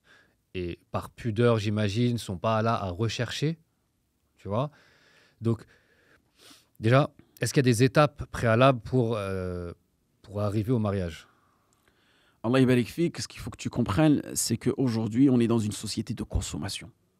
On est une consommation de fast-food. Ouais, c'est vrai. Tout doit être rapide. Tout doit être rapide et on a énormément de choix. Rapide et énormément de choix. Ces deux notions, qu'est-ce qu'elles ont fait de nous? Des personnes aujourd'hui qui ont du mal à s'investir et du mal à choisir. Avant, tu n'avais pas le choix à l'époque de nos parents. Ton père, on lui disait, il y a telle fille. Ta mère, on lui dit, il y a cet homme qui est venu te voir. En l'espace de quelques heures, quelques jours, quelques mois, ça y est, l'histoire a été réglée. Ils étaient mariés, ça, halala. C'était des mariages qui étaient plus ou moins arrangés. Aujourd'hui, tu as énormément de sites. Tu as énormément de moyens pour scroller et choisir des profils. Mais tellement tu choisis, tellement tu as du choix. C'est comme quand tu es devant un buffet ou tu es devant un menu. C'est un biais cognitif, en fait. Ouais. Plus tu as de choix, moins tu as de choix. Et il y a moins de baraka aussi. Aussi, ouais. Et donc, quels seraient les conseils que tu donnerais justement à ces jeunes, ou moins jeunes d'ailleurs, qui veulent se marier, mais qui ne trouvent pas la bonne personne? Qui ne trouvent pas la bonne personne. Qui ne trouvent pas de personne ou qui ne sont pas mariés, mais qui veulent se marier, quelle que soit la raison. Déjà, dans un premier temps, c'est qu'est-ce qui est pour toi la bonne personne? Il faut tout simplement la distinguer. Qui est pour toi une bonne personne? Et quels sont les moyens que tu recherches? Est-ce que c'est des moyens licites ou des moyens illicites? Parce qu'énormément de personnes, elles utilisent des moyens illicites. Et en fin de compte, il n'y a pas de baraka. Donc, elles ne trouvent pas la personne qu'il lui faut. Ça. Ensuite aussi, la bonne personne. Quand tu dis bonne personne, qu'est-ce qui est bon pour toi? Qu'est-ce qui est bon pour toi, peut-être n'est pas bon pour les autres. Ouais, c'est vrai. Donc, aujourd'hui, est-ce que nous savons qu'est-ce que c'est une bonne personne? Qu'est-ce que c'est une bonne épouse? À moins que tu ne t'es pas marié au préalable. Ah, tu sais pas. Tu sais pas. Mais justement, quels sont les, critères qu'une femme, on va commencer par les femmes, qu'une femme doit chercher chez un mari? Qu'est-ce qu'une femme, elle doit chercher chez un mari? Ouais. Elle doit chercher tout simplement la sécurité. La plupart des personnes auxquelles j'ai parlé, quand je fais on va dire je donne des conseils conjugaux ou bien j'essaye de concilier les couples, ce qu'elles recherchent, en fait, c'est la sécurité. Ok. Et Allah subhanahu wa ta'ala nous dit وَمِنْ آيَاتِهِ أَنْ خَلَقَ لَكُم مِّنْ أَنفُسِكُمْ أَزْوَاجًا لِتَسْكُنُوا إِلَيْهَا وَجَعَلَ بَيْنَكُم مَّوَدَّةً وَرَحْمَةً إِنَّ فِي ذَلِكَ لَآيَاتٍ لِقَوْمٍ يَتَفَكَّرُونَ. Allah subhanahu wa ta'ala il nous dit, et parmi ces signes, d'accord, parmi ces signes visibles, parce qu'il y a différents signes, Allah subhanahu wa ta'ala il nous envoie des signes religieux et des signes kawni, signes shar'i et kawni. Parmi ces signes que nous pouvons voir, Allah subhanahu wa ta'ala وَمِنْ آيَاتٍ خَلَقَ لَكُم مِّنْ أَنفُسِكُم, il vous a créé de vous-même. C'est-à-dire, Hawa, elle a été créée de qui? D'une côte de Adam. Du côte de Adam. Il a été rapporté par Ibn Abbas que Adam, alayhi salam, il était au paradis. Hein? Et il s'est senti seul. Tu te rends compte, tu es au paradis, tu as tout ce qu'il faut. C'est vrai. Tu as tout ce qu'il faut, tu es au paradis. Et il s'est senti seul à ce moment-là. Lorsqu'il s'est senti seul, il s'est endormi. Lorsqu'il s'est réveillé, Allah subhanahu wa ta'ala avait créé de sa côte qui? Adam. Hawa. Hawa. Il s'est senti seul, Adam alayhi salam. Puis, il s'est endormi. Lorsqu'il s'est réveillé, Allah subhanahu wa ta'ala avait créé Hawa, Ève en français, avait créé Hawa de sa propre côte. Et quel était le but de la création de Hawa, de Ève pour Adam alayhi salam? Al-Uns, il dit istawhasha amada. C'est-à-dire il s'est senti seul. Quel était le but? C'était as-sakan, le repos. Parce qu'il était seul. Il recherchait une certaine tranquillité, une certaine réunité, une certaine tranquillité, une certaine sérénité. Et il recherchait l'apaisement, il recherchait le repos. Et où est-ce qu'il l'a trouvé? Il l'a trouvé dans Hawa. Et c'est pour ça qu'Allah subhanahu wa ta'ala وَمِنْ آيَاتٍ خَلَقَكُم مِّنْ أَنفُسِكُمْ أَزْوَاجًا لِتَسْكُنُوا, afin que vous recherchiez un repos auprès d'elle, pas avec elle. لِتَسْكُنُوا إِلَيْهَا. Il n'a pas dit لِتَسْكُنُوا مَعَهَا. لِتَسْكُنُوا إِلَيْهَا, afin que vous trouviez un repos auprès d'elle, auprès de vos femmes, auprès de vos épouses. C'est pour cela qu'aujourd'hui, un homme ne peut pas vivre en sérénité. Un homme ne trouvera jamais le repos de façon absolue s'il n'a pas une épouse auprès de lui. Adam, alayhi salam, au paradis, il a tout ce qu'il faut. Il lui manquait une épouse. Donc ce sakan, qui est quelque part un repos, et sakan aussi en français, on peut le traduire à sakan, c'est un habitat, un endroit où tu vis. Mais en réalité, le vrai endroit où tu vas vraiment vivre, c'est auprès de ton épouse. C'est pour ça qu'aujourd'hui, tu as des hommes, machallah, ils ont des apparts, ils ont des maisons de partout, de façon extérieure. Mais à l'intérieur de leur foyer, à l'intérieur de leur maison, est-ce qu'ils ont trouvé le repos, oui ou non? Ils le trouveront que auprès d'une épouse vertueuse. Et c'est là où, barakallahu fik, on comprend cela. D'accord. Mais justement, tu vois, par exemple, je sais que de tête, il y avait un hadith qui disait que le prophète sallallahu alayhi wa sallam, il nous a dit, pour choisir une bonne femme, elle a 5 sifat. 5 caractéristiques. 4 caractéristiques. 4 caractéristiques. Tunkahul mar'atu li arba'. Donc, Jamaliha, li nasabiha, c'était quoi? Jamaliha, donc sa beauté, son argent, c'est ça, sa famille, sa lignée, sa famille et sa religion. Et si la question c'était si tu devais en choisir qu'une, ce serait la religion. C'est ça? Taribat yadak, sinon tu t'en mordrais les doigts. C'est-à-dire si tu l'as choisi pour sa beauté, tu l'as choisi pour sa lignée, tu l'as choisi pour son argent et que tu l'as pas choisi pour son argent, tu vas regretter un jour. D'accord. Mais pour l'homme, est-ce qu'il y a aussi des sifat, des caractéristiques à mettre en avant dans le choix des maris? Le messager sallallahu alayhi wa sallam nous a dit dans sa hadith tazawwaju al-wadoud al-waloud. D'accord? Mariez-vous avec celle qui est affectueuse et celle qui enfante. Donc il y a 2 caractéristiques. Celle qui est affectueuse. L'affection, celle qui va être affectueuse avec toi. Celle qui va te prendre en considération, celle qui va t'élever. Et al-waloud, celle qui enfante, celle qui tu pourras avoir une progéniture avec elle. Après la suite du hadith, inni mukathiru bikum al-umam yawm al-qiyamah, parce que la descendance de Mohammed sallallahu alayhi wa sallam, c'est elle qui va être la plus représentée à la fin des temps et le jour de la résurrection. D'accord, mais donc du côté des hommes, il n'y a pas de choix? Non, bien sûr, après la femme vertueuse, az-zawja as-saliha. Non, ce que je veux dire, c'est la femme qui doit choisir un homme. Dans la femme qui doit choisir un homme. La femme, elle doit choisir un homme. Mais généralement, c'est l'homme qui se présente à la femme. Après, c'est elle qui dit. Après, elle accepte, c'est ça que Elle je veux dire accepte ou plutôt. elle accepte pas. Mais Naam. elle accepte, c'est quoi les caractéristiques qu'elle doit voir chez une personne pour accepter? Elle doit accepter déjà si pas pareil. Parce Je qu'elle ne pense va pas que accepter tout le monde, et j'imagine bien sûr. que... Mais le hadith, quand on le comprend, d'accord, dans son sens général, on parle pour les femmes, ça, oh là là. Ouais, Mais dans son sens spécifique aussi, le même conseil qu'on donne aux femmes, on le donne aux hommes. ok, Pour que plus ou moins on crée cette compatibilité entre les deux époux. d'accord. C'est-à-dire que cet aspect religieux, c'est très très important. Et là, je voulais revenir, fadfar bidati din, taribat yadek, c'est-à-dire choisis celle qui a la religiosité. Les gens, ils pensent aujourd'hui, et c'est ce qu'on a véhiculé longuement, c'est juste cette relation que la personne a avec Allah subhanahu wa ta'ala. Et c'est on va dire une relation apparente, extérieure. Il porte la barbe, elle porte le hijab, il porte le niqab, elle porte le niqab, pardon, il porte le qamis, il prie, c'est très important, c'est Bien magnifique. sûr. Mais aussi son caractère. Le din, c'est le caractère aussi. C'est son comportement. Parce que la personne, machallah, elle prie, elle fait qiyam al-layl, elle fait des sadaqat. Moi, j'ai énormément de personnes qui sont venues me voir, me disent, mon mari, machallah, il est irréprochable en termes de sa relation avec Allah subhanahu wa ta'ala. Il lit le Coran, il est hafid, il est ainsi de Dans suite. ses actions, ouais. Dans ses actions, machallah. Mais dans son comportement, c'est une catastrophe. Le problème, c'est que nous, on a limité le din juste à cet aspect apparent. Et on a oublié le comportement.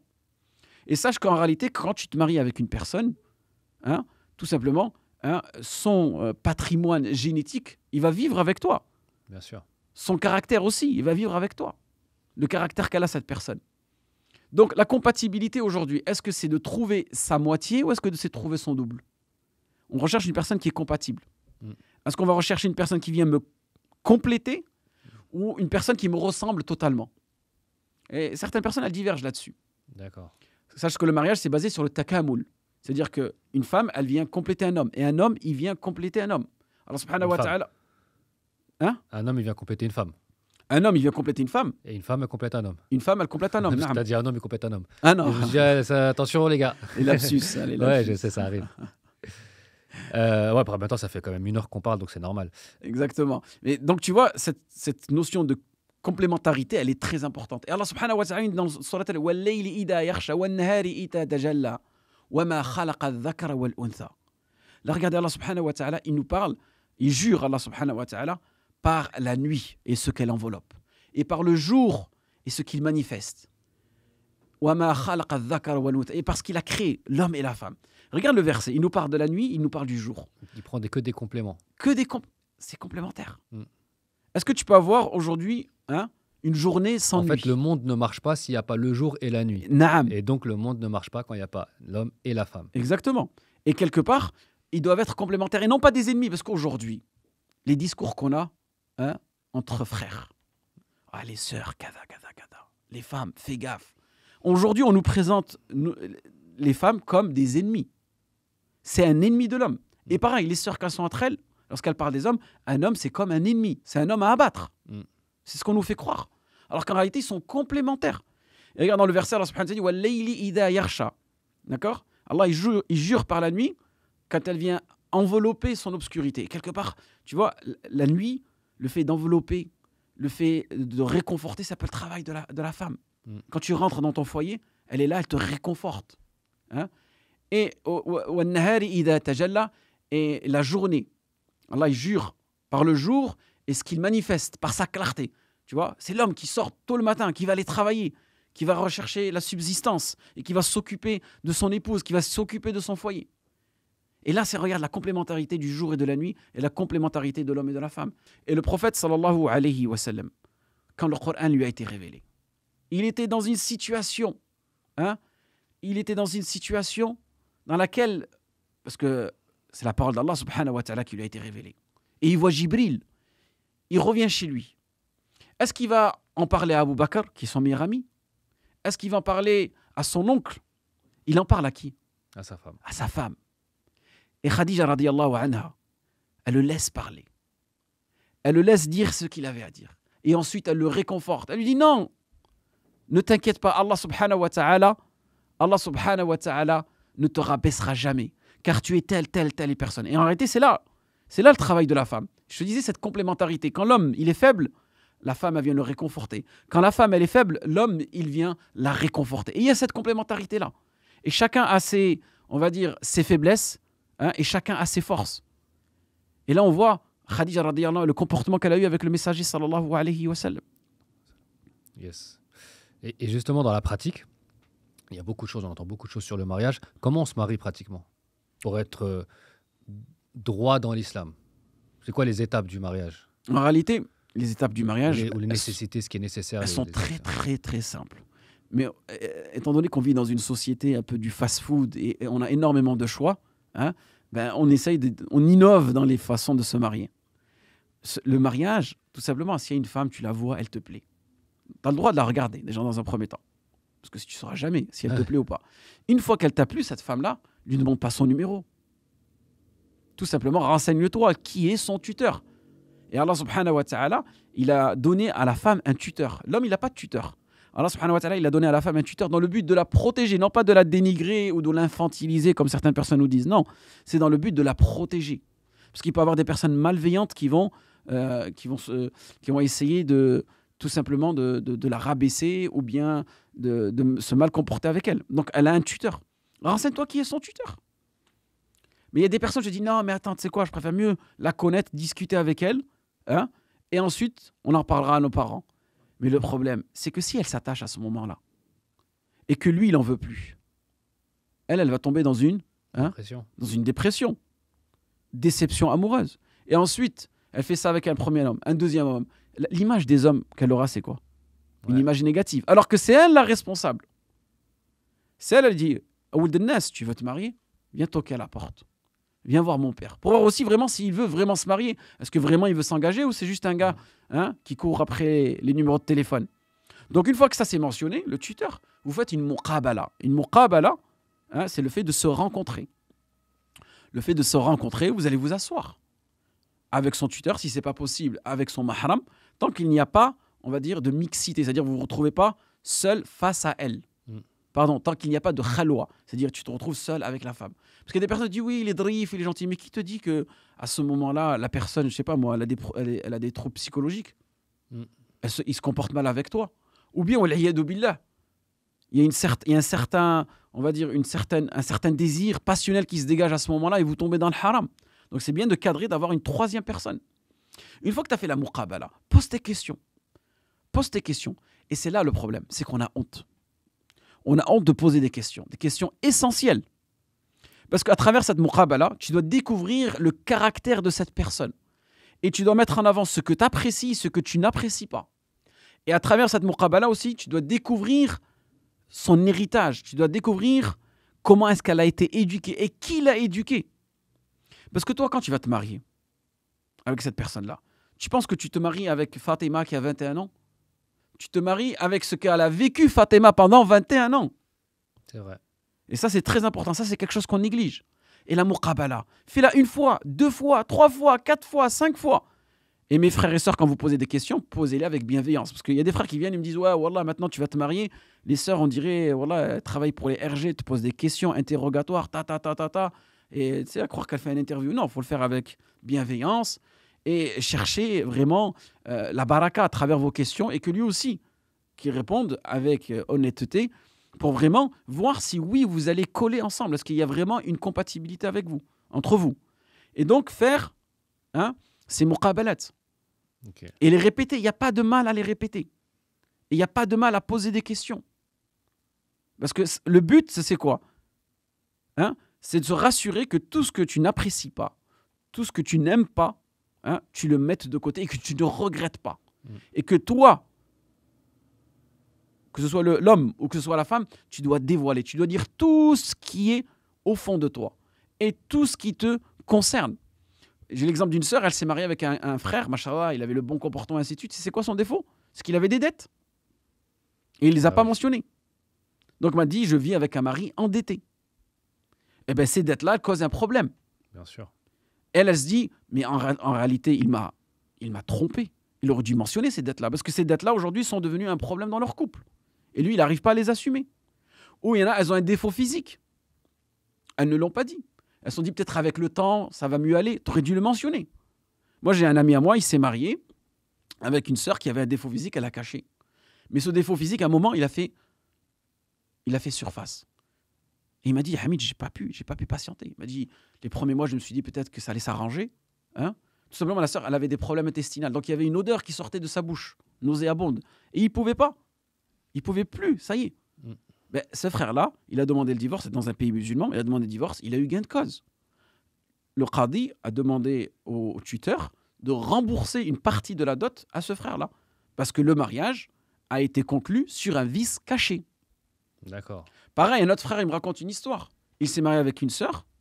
Elle était plus ou moins touchée par le mal occulte.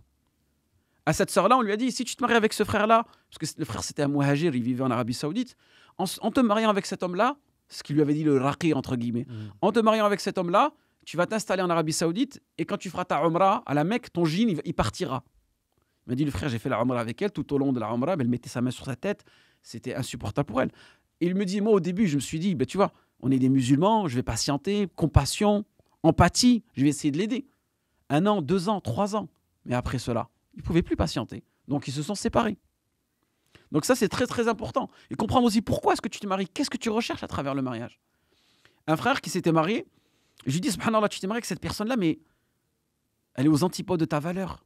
Elle est là, tu comprends. Cette personne-là, elle est aux antipodes de tes valeurs. Je lui dis, pourquoi tu t'es marié? Il m'a dit, je me suis marié avec elle pour apprendre la langue arabe. Ah, pas mal, celle-là, je l'avais jamais. Voilà, Je la voyais pas venir. Eh bien, tu sais quoi? Une fois qu'il maîtrise la langue arabe, entre guillemets, 2-3 ans après, ça y est, il a divorcé. Pourquoi? Sa intention, c'était, il dit, je me marie avec une arabophone. Il voulait prendre et après partir. Il s'est dit, je vais prendre l'arabe. Est-ce qu'il allait partir, oui ou pas? Mais à la fin de compte, il est parti, tu vois. Selon ton intention, qu'est-ce que tu recherches à travers ton mariage? Ok. Justement, tu as mentionné le mahr, la dot.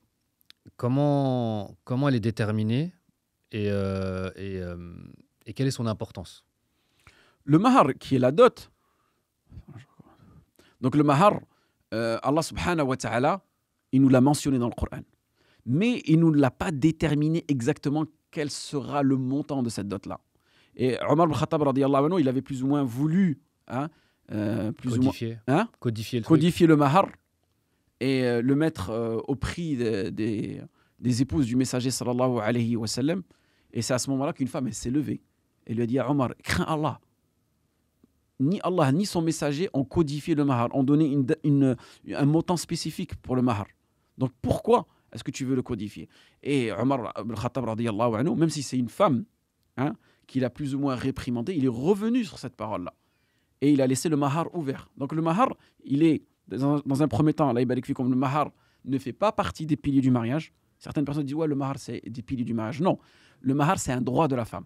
Donc s'il n'y a pas de mahar demandé, le mariage, il est valide. Il est valide. Il est valide. Okay, parce que les 4 piliers du mariage, qui sont-ils? Premier pilier, c'est qu'il y a un homme. Deuxième pilier, c'est qu'il y a une femme. Qu'il y a une femme.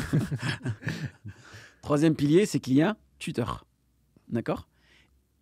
Parfait. Tuteur des deux côtés? Ouais, tuteur pour la femme. Ok. D'accord? 4e pilier. Des témoins. Des témoins. D'accord? 4e pilier qu'il est témoin. Et qu'il y ait aussi la sira. La sira, c'est-à-dire que l'homme, il demande au tuteur, est-ce que tu veux bien me donner ta fille comme épouse? Je demande la main de ta femme. Donc il peut le dire dans sa langue, en français, en arabe, peu importe, mais moi que ce soit compris. Et que le tuteur, il dise, oui, j'accepte. D'accord? Parce que n'oublie pas, le mariage, c'est quoi? C'est un contrat. C'est un contrat. Mithaqan ghalidha. C'est un engagement solennel, un engagement lourd auprès d'Allah subhanahu wa ta'ala. Pourquoi c'est un contrat qui est lourd en conséquence? Parce que tout simplement, à travers ce contrat-là, c'est la progéniture de Mohammed sallallahu alayhi wa sallam qui va être propagée. Ouais. Et c'est là où il est important de choisir une femme pieuse. Une femme qui va éduquer tes enfants. Parce que toi, quand tu sors au travail, c'est qui s'occupe de l'occupation? C'est qui? Tu coupes? C'est qui s'occupe de l'éducation de tes enfants? C'est ton épouse, c'est elle qui va lui transmettre la piété ou pas. Et n'oublie pas aussi que ce contrat de mariage, s'il est bien respecté, ton épouse, tu la rencontreras dans cette dunya et dans la akhira. Contrairement au mariage dans d'autres civilisations. Quand tu décèdes, pour eux, ça y est, il n'y a plus de mariage. Il n'y a plus d'hommes, il n'y a plus de femmes. Parce qu'ils ne croient même pas au paradis. Tu vois, là, on voit que, subhanallah, Le mariage chez les musulmans, c'est le mariage le plus complet, c'est le mariage le plus fort. Parce que tu as un lien fit dunya wa fil akhira. D'accord. Et justement, tu as parlé de contrat. Ça, c'est une vraie question aussi que beaucoup de gens se posent. Aujourd'hui, il est de coutume que les gens ils fassent le halal, ou alors ils font le halal plus le contrat civil, ou alors ils font que le contrat civil. Mhm. Qu'est-ce que tu penses, toi, de tout ça déjà? Bah, déjà, ça dépend de la situation dans laquelle elle se retrouve, la femme. Ou l'homme, hein, parce que parfois, il y a des femmes, elles demandent un halal, l'homme, il dit non, moi, je veux. Bon, généralement, c'est le cas contraire. Mm. Mais généralement, c'est l'homme, hein, qui demande avoir qu'un halal et ne pas avoir un mariage civil. Déjà, il faut voir la situation dans laquelle elle est, la femme. Est-ce qu'elle est divorcée? Première fois, deuxième fois ou troisième fois? Peut-être qu'elle a déjà un jugement, un jugement qui est en cours. Donc, pour elle, elle ne peut pas faire un mariage civil. Dans ce cas-là, peut-être le halal, c'est pour elle la situation. Mais une sœur qui est jeune, qui s'est mariée pour la première fois, moi, je lui conseille de faire un mariage civil. Et bien sûr, le halal, il se fait avant. Parce que les gens, ils n'ont pas compris la distinction entre les deux. Le halal, c'est ce que je t'ai dit tout à l'heure. C'est l'union devant Dieu. C'est l'union devant Allah subhanahu wa ta'ala avec 2 témoins, avec son tuteur et avec cette formulation de oui, je veux, oui, je te la donne. Ça, c'est le halal entre guillemets. D'accord? Donc ça se fait très très rapidement. Et on n'a même pas besoin d'imam pour le faire. Ensuite, pour faire valoir tes droits, étant donné que tu n'es pas dans un pays musulman, pour faire valoir tes droits, et même pour plus tard, pour tes enfants, pour toi-même. Même dans un pays musulman, hein, s'il n'y a pas de contrat civil. Après, dans les pays musulmans, c'est différent parce que quand tu fais le contrat civil, il y a une personne qui vient, Oui, qui elle te vient, fait la demande Naam. officielle. Parce qu'au bled, par exemple, si tu te maries, tu n'as pas fait de contrat civil, tes gamins, comment tu vas les faire reconnaître? Ouais. Donc il faut faire reconnaître ce mariage. Quelque part, en vérité, quand tu fais l'acte civil, tu fais reconnaître ton mariage et tu fais reconnaître tes droits et tes devoirs. Parce qu'aujourd'hui, on a un problème. C'est que les sœurs qui ont fait un halal, le frère, il ne veut pas divorcer. D'accord? Ou bien les sœurs qui ont fait un halal et qui ont divorcé, elles prennent les enfants, elles ne laissent pas les parents, elles ne laissent pas le père voir les enfants.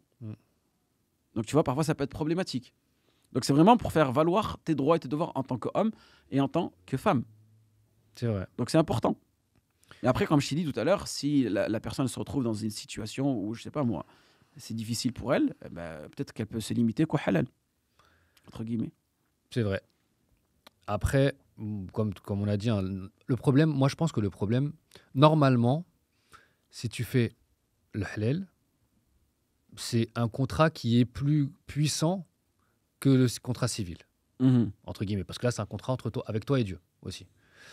Mais le problème, c'est qu'aujourd'hui, on vit dans un contexte où les gens, ils ont plus peur du contrat civil et donc des tribunaux que du contrat qu'ils ont fait avec Dieu. Et donc, justement, c'est ce qui amène à toutes ces dérives-là dont tu parlais, de pas dans les enfants, le divorce, etc. etc. Donc aujourd'hui, effectivement, le contrat en lui-même, si tu prends juste les textes, c'est ce contrat-là qu'il faut faire.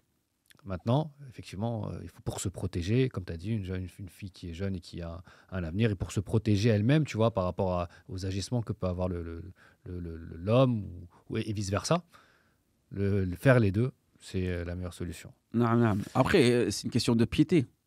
Parce que ce contrat que tu as envers Allah, ce mithaqan ghalidha, est-ce que tu arrives à le matérialiser? Est-ce que tu te dis, waouh, Allah subhanahu wa ta'ala, il m'observe.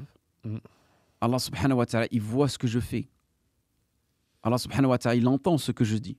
Et là, je donne un conseil aux sœurs que parfois, même si ton mari se comporte mal avec toi, ou même aux frères, si ton épouse elle se comporte mal avec toi, et parfois, on peut plus ou moins le justifier, tu te dis, waouh, elle me parle comme ça, mais moi aussi. Hein, je vais me venger. Je vais faire la même chose qu'elle me fait pour qu'elle comprenne ce qu'elle me fait subir. C'est là tu te dis, si je le fais pour Allah subhanahu wa ta'ala, si je patiente et j'attends la récompense d'Allah subhanahu wa ta'ala, et ben là, tu es en train de plus ou moins, t'es plus ou moins en train de, on va dire, de respecter ce mithaqan ghalidha, cet engagement solennel que tu as pris envers Allah subhanahu wa ta'ala, parce que quand tu t'es marié avec cette personne-là, ton but c'était de rechercher la satisfaction d'Allah subhanahu wa ta'ala. Et ça, c'est très très important. Parce qu'aujourd'hui, il y a des gens, pourquoi ils se marient? Il y en a tout simplement, il te dit, il y a trop de shahawat, il y a trop de désirs, trop de tentations, j'ai envie de me préserver. C'est ça qu'on entend la plupart des gens. Très bien, une fois que tu t'es préservé, ça y est, en réalité, ça y est, tu as atteint ton but. Et c'est pour cela qu'énormément de personnes, tout simplement, après le mariage, ça ne marche pas. Le mariage, tu dois avoir des ambitions bien plus élevées. Tu dois rechercher une stabilité émotionnelle, tu dois rechercher une stabilité familiale, tu dois rechercher ce repos, ce sakan, cette sérénité. Et non pas seulement juste atténuer tes désirs intimes et tes impulsions sexuelles. Non, ce n'est pas ça le seul but du mariage. C'est d'avoir des objectifs bien plus élevés que cela. Et n'oublie pas aussi que parmi les objectifs du mariage, comme je t'avais expliqué tout à l'heure, c'est que tu recherches quelque part à avoir une descendance pieuse pour que la communauté de Mohammed sallallahu alayhi wa sallam en bénéficie. C'est vrai. Et quelque part aussi que toi, si demain, tu es amené à quitter ce monde, tu auras des enfants qui continueront à propager cet héritage, à propager des hasanat pour toi. Donc quand tu as cette vision-là, tu te dis, waouh, ah ouais, le mariage, c'est le meilleur investissement pour moi. Fi dunya wa fil akhirah. Et pour ajouter à ce qu'on disait tout à l'heure, il est important de comprendre cette notion de compatibilité dans notre religion. Parce qu'Allah subhanahu wa ta'ala, lorsqu'il nous parle d'un époux, il nous parle d'une épouse, il nous parle d'un vêtement. Hunna libasul lakum wa antum libasul lahun. Donc imagine-toi, regarde cette métaphore comme elle est très forte. Un vêtement. Un vêtement. Est-ce que tu pourrais porter un vêtement qui ne va pas à ta taille? Est-ce que tu pourrais porter un vêtement qui ne va pas à ta taille? Compliqué. Est-ce que tu pourrais porter des chaussures? Tu fais du combien toi à peu près? Je fais du 43. 43. Est-ce que tu pourrais porter du 42? Juste du 42,5 parfois. Ça fait mal, hein? Ça fait mal. Ouais. Tu patientes. 1 mois, 2 semaines, mais à la longue, tu commences à avoir mal aux pieds. Tu te sens mal. Tu as du mal à marcher. Tu as du mal à avancer. Tu commences à avoir des ampoules. Eh bien, regarde cette notion de vêtement. En réalité, quelque part, c'est pour ça qu'on doit rechercher quelqu'un qui est compatible. Et est-ce qu'on recherche sa moitié ou est-ce qu'on recherche son double? Ce qu'il faut comprendre, c'est que l'homme et la femme, ils sont différents. Et il y a énormément de frères qui ont fait des erreurs. Moi, le premier. Quand je me suis marié, je pensais que, étant donné que j'aimais les sciences religieuses, je dois faire de mon épouse une talib al-ilm. Elle devait mémoriser le Coran. Elle devait faire tout comme moi. Parce que je la voyais comme moi. Mais en réalité, j'étais tout simplement en train de l'effacer de ce qu'elle était, elle, réellement, et de sa féminité. La femme, elle est totalement différente de l'homme. Et c'est pour ça qu'il est très, très important pour nous, aujourd'hui, d'éduquer nos enfants, d'éduquer nos frères et nos sœurs à comprendre une femme avant de se marier avec une femme. Il est très important de la comprendre, de comprendre sa psychologie.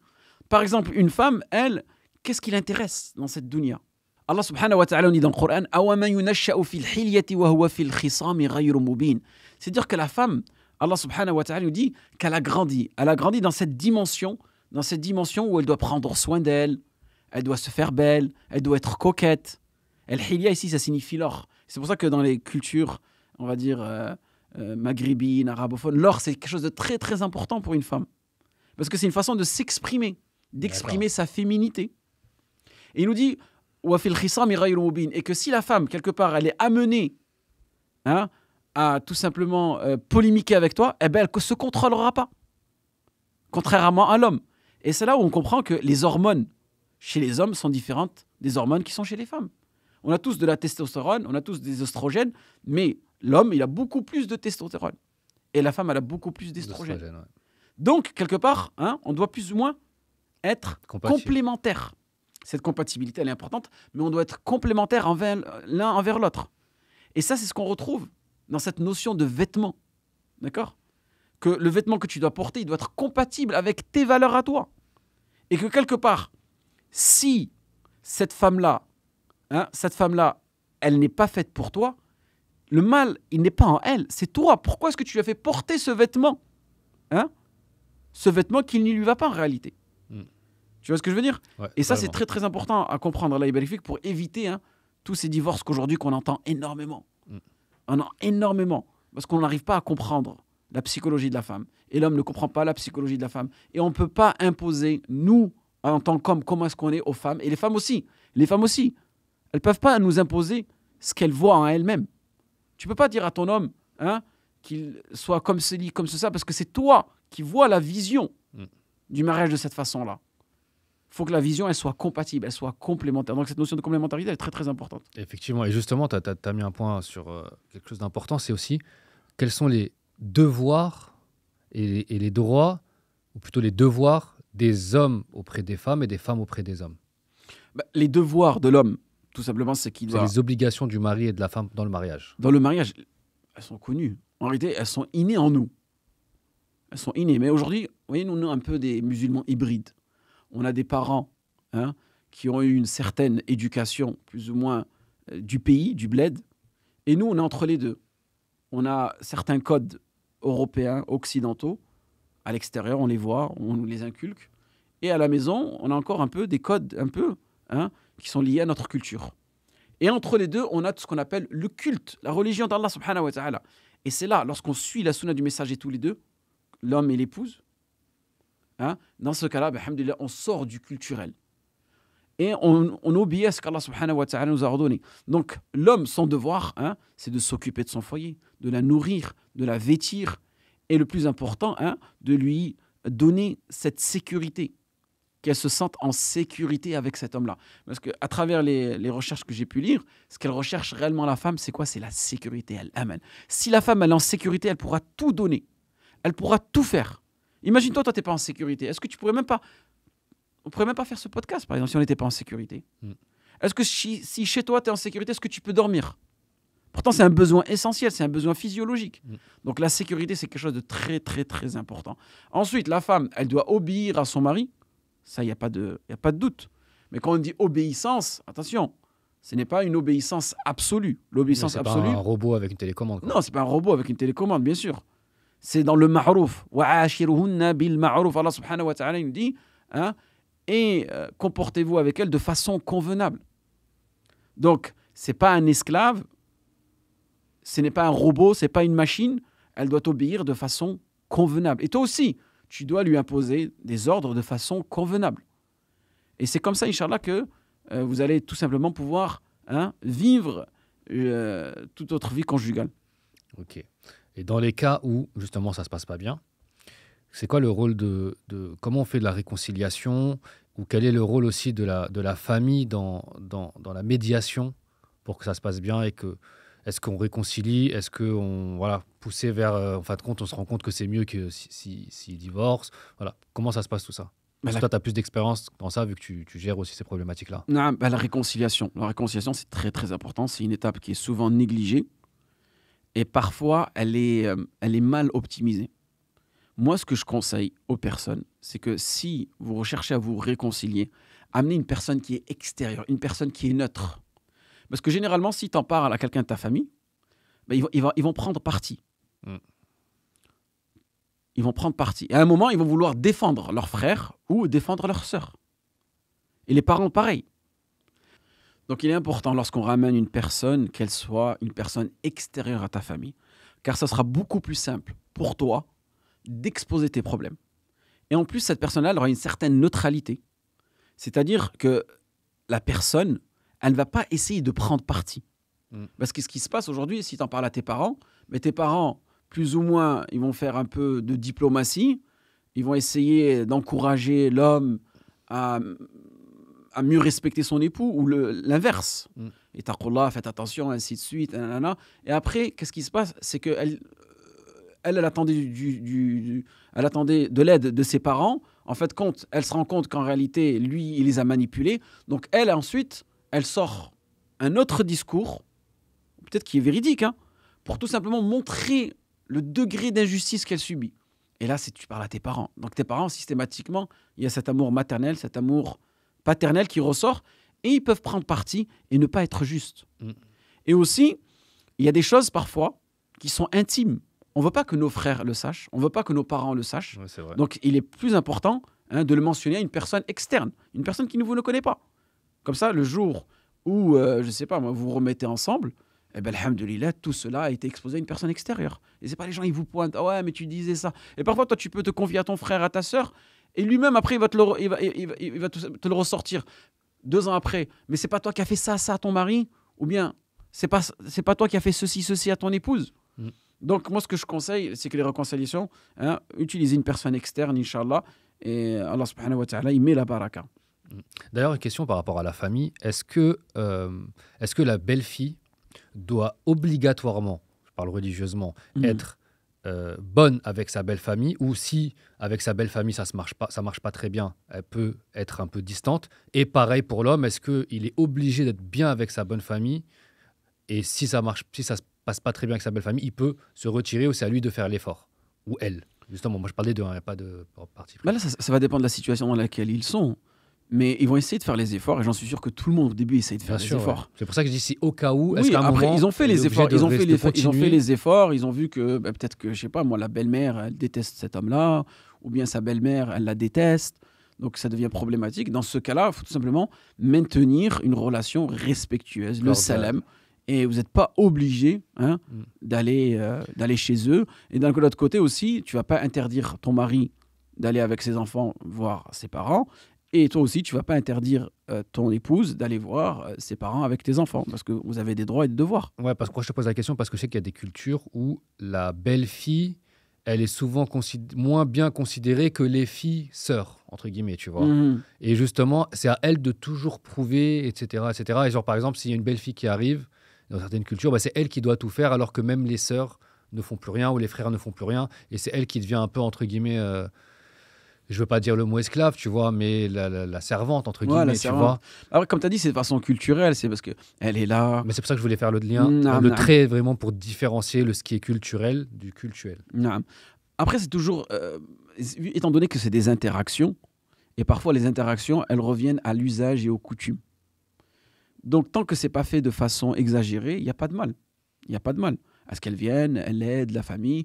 Après, c'est vraiment une question de culture. Mm. C'est par exemple, elle est nouvelle, bah, tout simplement, voilà, on veut voir comment elle cuisine, on veut voir comment elle fait des gâteaux, comment elle fait des tagines, ainsi de suite. Donc, il n'y a pas de mal au début, peut-être, je pense. Mm. Mais après, que ce soit de façon permanente, ça peut être problématique. Mm. Après, c'est là où il faut prendre tout simplement ses distances et de façon respectueuse, mentionner, faire comprendre que, voilà, je ne suis pas une khaddama. Tu C'est vois. ça. Exactement. Comment justement l'islam il aborde la question de la violence domestique? Que ce soit l'homme qui frappe sa femme, ou il y a aussi des cas où c'est la femme qui frappe l'homme. Mais le messager, sallallahu alayhi wa sallam, c'est le meilleur exemple. Il nous dit, cette main-là, elle n'a jamais touché un visage. Vous vous rendez compte? Cette main-là, il parle de sa main, le messager, sallallahu alayhi wa sallam, elle a été utilisée seulement dans le sentier d'Allah subhanahu wa ta'ala, dans les expéditions. Et là, c'est là où on comprend que le prophète, sallallahu alayhi wa sallam, c'était le meilleur des exemples. Et qu'il n'a jamais frappé ses épouses. Bien au contraire, il avait un comportement avec ses épouses. Il a été mentionné que Aïcha radiyallahu anha, lorsqu'elle mangeait un morceau de viande, et tu vois qu'elle, plus ou moins, comment on dit ça en français, tu vois, tu me chiches. Ouais, je ne sais même pas comment on dit en français on aussi. fait pas en français. Oui, mais tu manges la viande jusqu'à lécher ou sucer l'os de... Je sais pas comment utiliser le terme. Ouais, je sais pas, moi aussi je connais que Oui. Tmashmish. Eh ben, le messager sallallahu alayhi wa sallam, il reprenait cet os-là, et il Le ronger. le ronger, voilà, de ronger l'os. Eh ben, le messager sallallahu alayhi wa sallam, il reprenait cet os-là, et il rongeait tout simplement, il rongeait cette partie-là parce que Aïcha radiyallahu anha avait mangé cette partie-là. Donc regarde. Donc quand tu vois ce comportement, est-ce que tu penses que le messager sallallahu alayhi wa sallam frappait ses épouses? C'est impossible. Et le messager sallallahu alayhi wa sallam, il était sorti à travers une expédition, je ne sais plus c'était laquelle, et Aïcha radiyallahu anha, elle avait emprunté le collier de sa sœur. Et durant l'expédition, Aïcha, elle perd son collier en plein milieu de la nuit. Et il faut partir. Ils sont en voyage. Et le messager sallallahu alayhi wa sallam à ce moment-là, qu'est-ce qu'il dit? Il dit Al-Jaysh la yataharrak. C'est-à-dire que le convoi militaire en aucun cas bougera ce soir. On campe ici, on retrouve le collier d'Aïcha et ensuite on repart. Tu te rends compte? Un convoi militaire entier est immobilisé. Ça veut dire que c'était vraiment sa priorité. Sa priorité pour retrouver le collier d'Aïcha radiyallahu anha. Et il est mentionné dans le hadith que son père, Abu Bakr radiyallahu anhu, il a pincé. Il a dit, regarde, à cause de toi, qu'est-ce que tu nous fais faire? Tu as immobilisé le convoi militaire. Tu vois? Est-ce que tu penses que le messager sallallahu alayhi wa sallam, lorsqu'on entend ces comportements-là, est-ce qu'il frappait ses épouses? Donc, qu'est-ce que nous comprenons aujourd'hui? Que cette violence conjugale qui est aujourd'hui pratiquée, elle est tout simplement due à une culture. Elle n'est pas due au culte.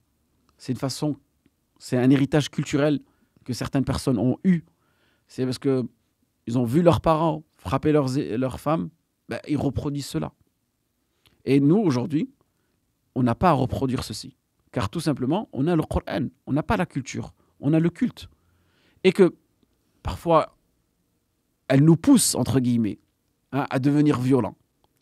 Ou il la pousse à devenir violente, dans les deux cas. Et parfois, ça peut être une forme de manipulation. Parce qu'il y a des femmes aussi, elles aiment se faire frapper. Pour quelque part, venir plus ou moins légitimer certains actes plus tard. Ah, tu m'as frappé, ainsi de suite. Maintenant, je peux faire ceci, je peux faire cela. Donc, qu'est-ce qu'on demande aux hommes? C'est tout simplement de patienter face à leur comportement. Et comme j'ai dit tout à l'heure, c'est-à-dire que la femme, parfois, elle explose, elle ne se contrôle pas. Elle-même, elle ne s'en rend pas compte. Donc, l'autre humain, c'est pour ça que je dis, l'homme, il doit comprendre la femme. Il sait que la femme, en réalité, lui, il est là, il se dit, moi, je suis serein, je ne ferai jamais rien, ainsi de suite. Mais là, elle m'a poussé, elle a provoqué, elle m'a touché dans mon ego. Donc, moi, je suis un homme, je suis un rajoul, c'est ça ma virilité. Non, ne comprends pas qu'en face de toi, tu as une personne, elle est faible. Elle est faible et qu'elle-même, elle est manipulée par ses propres hormones. Et que tu verras, une fois que tu te seras calmé, tu n'auras rien réagi, c'est elle qui va s'en vouloir. Peut-être que ce sera elle qui t'a frappé. C'est elle peut-être qui a eu des coups envers toi. Ça, oh là là. Mais tu verras que 2-3 heures après ou un jour après, c'est elle qui va venir s'excuser et c'est elle qui va comprendre qu'elle a commis l'irréparable. D'accord? Et que toi, tu dois patienter dans cette situation. Et dans les deux sens, ça doit être comme ça. Parce que le problème aujourd'hui, c'est que sache que s'il y a eu des violences conjugales et qu'elles sont répétitives, quelque part, ça va laisser des séquelles sur vous, sur vos enfants. Et que si les enfants ils sont amenés à voir ceci, peut-être que ton fils il va reproduire ceci avec une autre épouse. Reproduire le schéma, exactement. Naam. Et que ta fille, vu qu'elle a vu que sa mère elle était battue, que peut-être elle aussi elle va accepter d'être battue. Et c'est là où on voit que, subhanallah, notre religion elle est venue pour nous sortir de cette culture. Et qu'il est très important, très important que le musulman ou la musulmane, elle se contrôle. Et le musulman fort, comme nous a dit le messager sallallahu alayhi wa sallam, c'est celui qui contrôle sa force. D'accord? Et non pas celui qui expose sa force. Yes. Justement, tu as parlé des enfants, tu as mentionné les enfants. Quel est le rôle de chaque époux dans l'éducation des enfants? L'homme, il doit plus ou moins véhiculer toute cette responsabilité, la fermeté, la détermination, le courage, la motivation, toutes ces caractéristiques intrinsèques à l'homme. Le mari, il doit plus ou moins les véhiculer à ses enfants. D'accord? Et qu'aussi, la fille, elle voit c'est quoi un vrai homme. Parce qu'aujourd'hui, on a un problème. C'est que les sœurs, elles veulent se marier. Ça, là. Est-ce qu'elles ont un modèle? Est-ce qu'elles ont un réel modèle? Si le père, c'est pas un modèle, elle va essayer de rechercher ce modèle-là à travers qui? À travers d'autres personnalités. Et peut-être qu'elle se trompe, elle prend la mauvaise personne. Et c'est pour cela que énormément de sœurs, elles se sont trompées dans qu'est-ce que c'était un homme. Elles pensaient qu'un homme, c'était comme il était son père. Et si son père il ne représentait pas réellement la virilité, ne représentait pas réellement le courage, peut-être qu'elle a pris ça comme un mauvais exemple. Ou bien, il y a certaines sœurs, elles voient leur père comme un idéal. Et elles pensent que lorsqu'elle va se marier, elle va se marier avec un homme qui est comme son père. Et tout simplement, elle a idéalisé. Donc c'est pour cela que le père, quelque part aussi, il doit véhiculer toutes ces caractéristiques que je t'ai mentionnées, tous ces attributs, toutes ces qualités-là. Et il doit aussi expliquer à sa fille qu'est-ce qu'un homme. Qu'est-ce qu'un bon homme et qu'est-ce qu'un mauvais homme. Qu'elle puisse faire la distinction. Parce qu'il y a des sœurs, machallah, elles sont préservées. Elles ne côtoient pas les hommes. Elles ne sortent pas avec les hommes. Donc elles ne savent pas. Elles ne connaissent pas les vices d'un homme. Elles ne savent pas c'est quoi un homme lâche. Donc quelque part, le père, il doit éduquer. Il doit inculquer cela à qui? À ses enfants. Et pareil, la femme, elle doit plus ou moins aussi inculquer à son fils qu'est-ce qu'une bonne femme, qu'est-ce qu'une mauvaise femme. Et que l'enfant, il doit avoir ce modèle-là. Comprendre qu'est-ce qu'une mara saliha. Lorsque ils ont reçu cette éducation-là, ils arrivent à faire la distinction entre qu'est-ce qu'un bon père, qu'est-ce qu'un mauvais père, qu'est-ce qu'une bonne mère, qu'est-ce qu'une mauvaise mère, qu'est-ce qu'un bon homme, qu'est-ce qu'un mauvais homme, qu'est-ce qu'une bonne femme et une mauvaise femme, au moins, tu vois, elle a tout simplement cette visibilité-là. Elle arrive à avoir cette vision globale.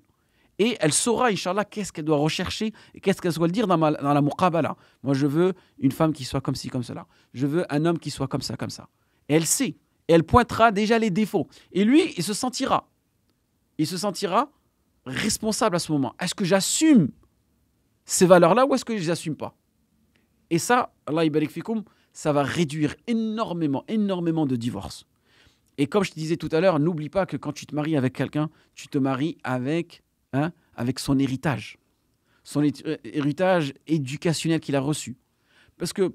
Oui, on ne parle pas d'héritage financier, on parle d'héritage culturel, éducationnel, sa famille, etc. Exactement. Parce que toi, quelque part, cette femme, avec laquelle tu vas te marier, c'est qui l'a éduquée?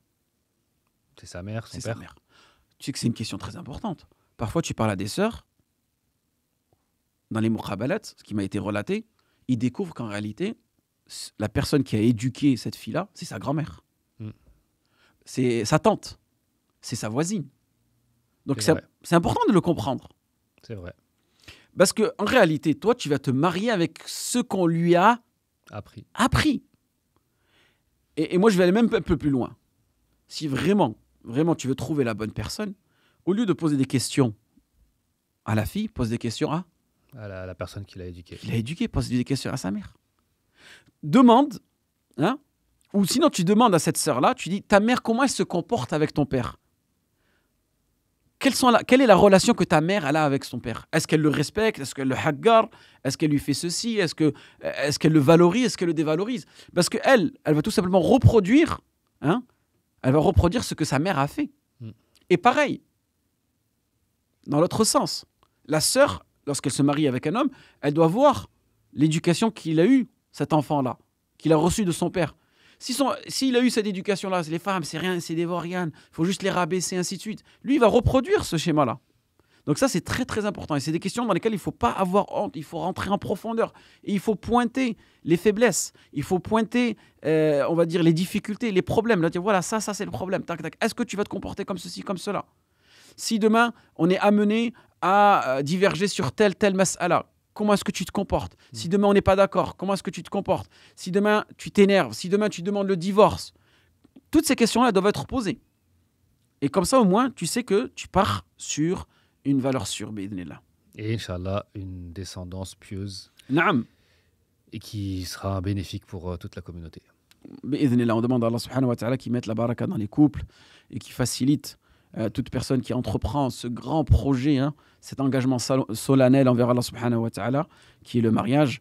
Et comme nous comprenons aujourd'hui, la femme, c'est le centre éducationnel du foyer.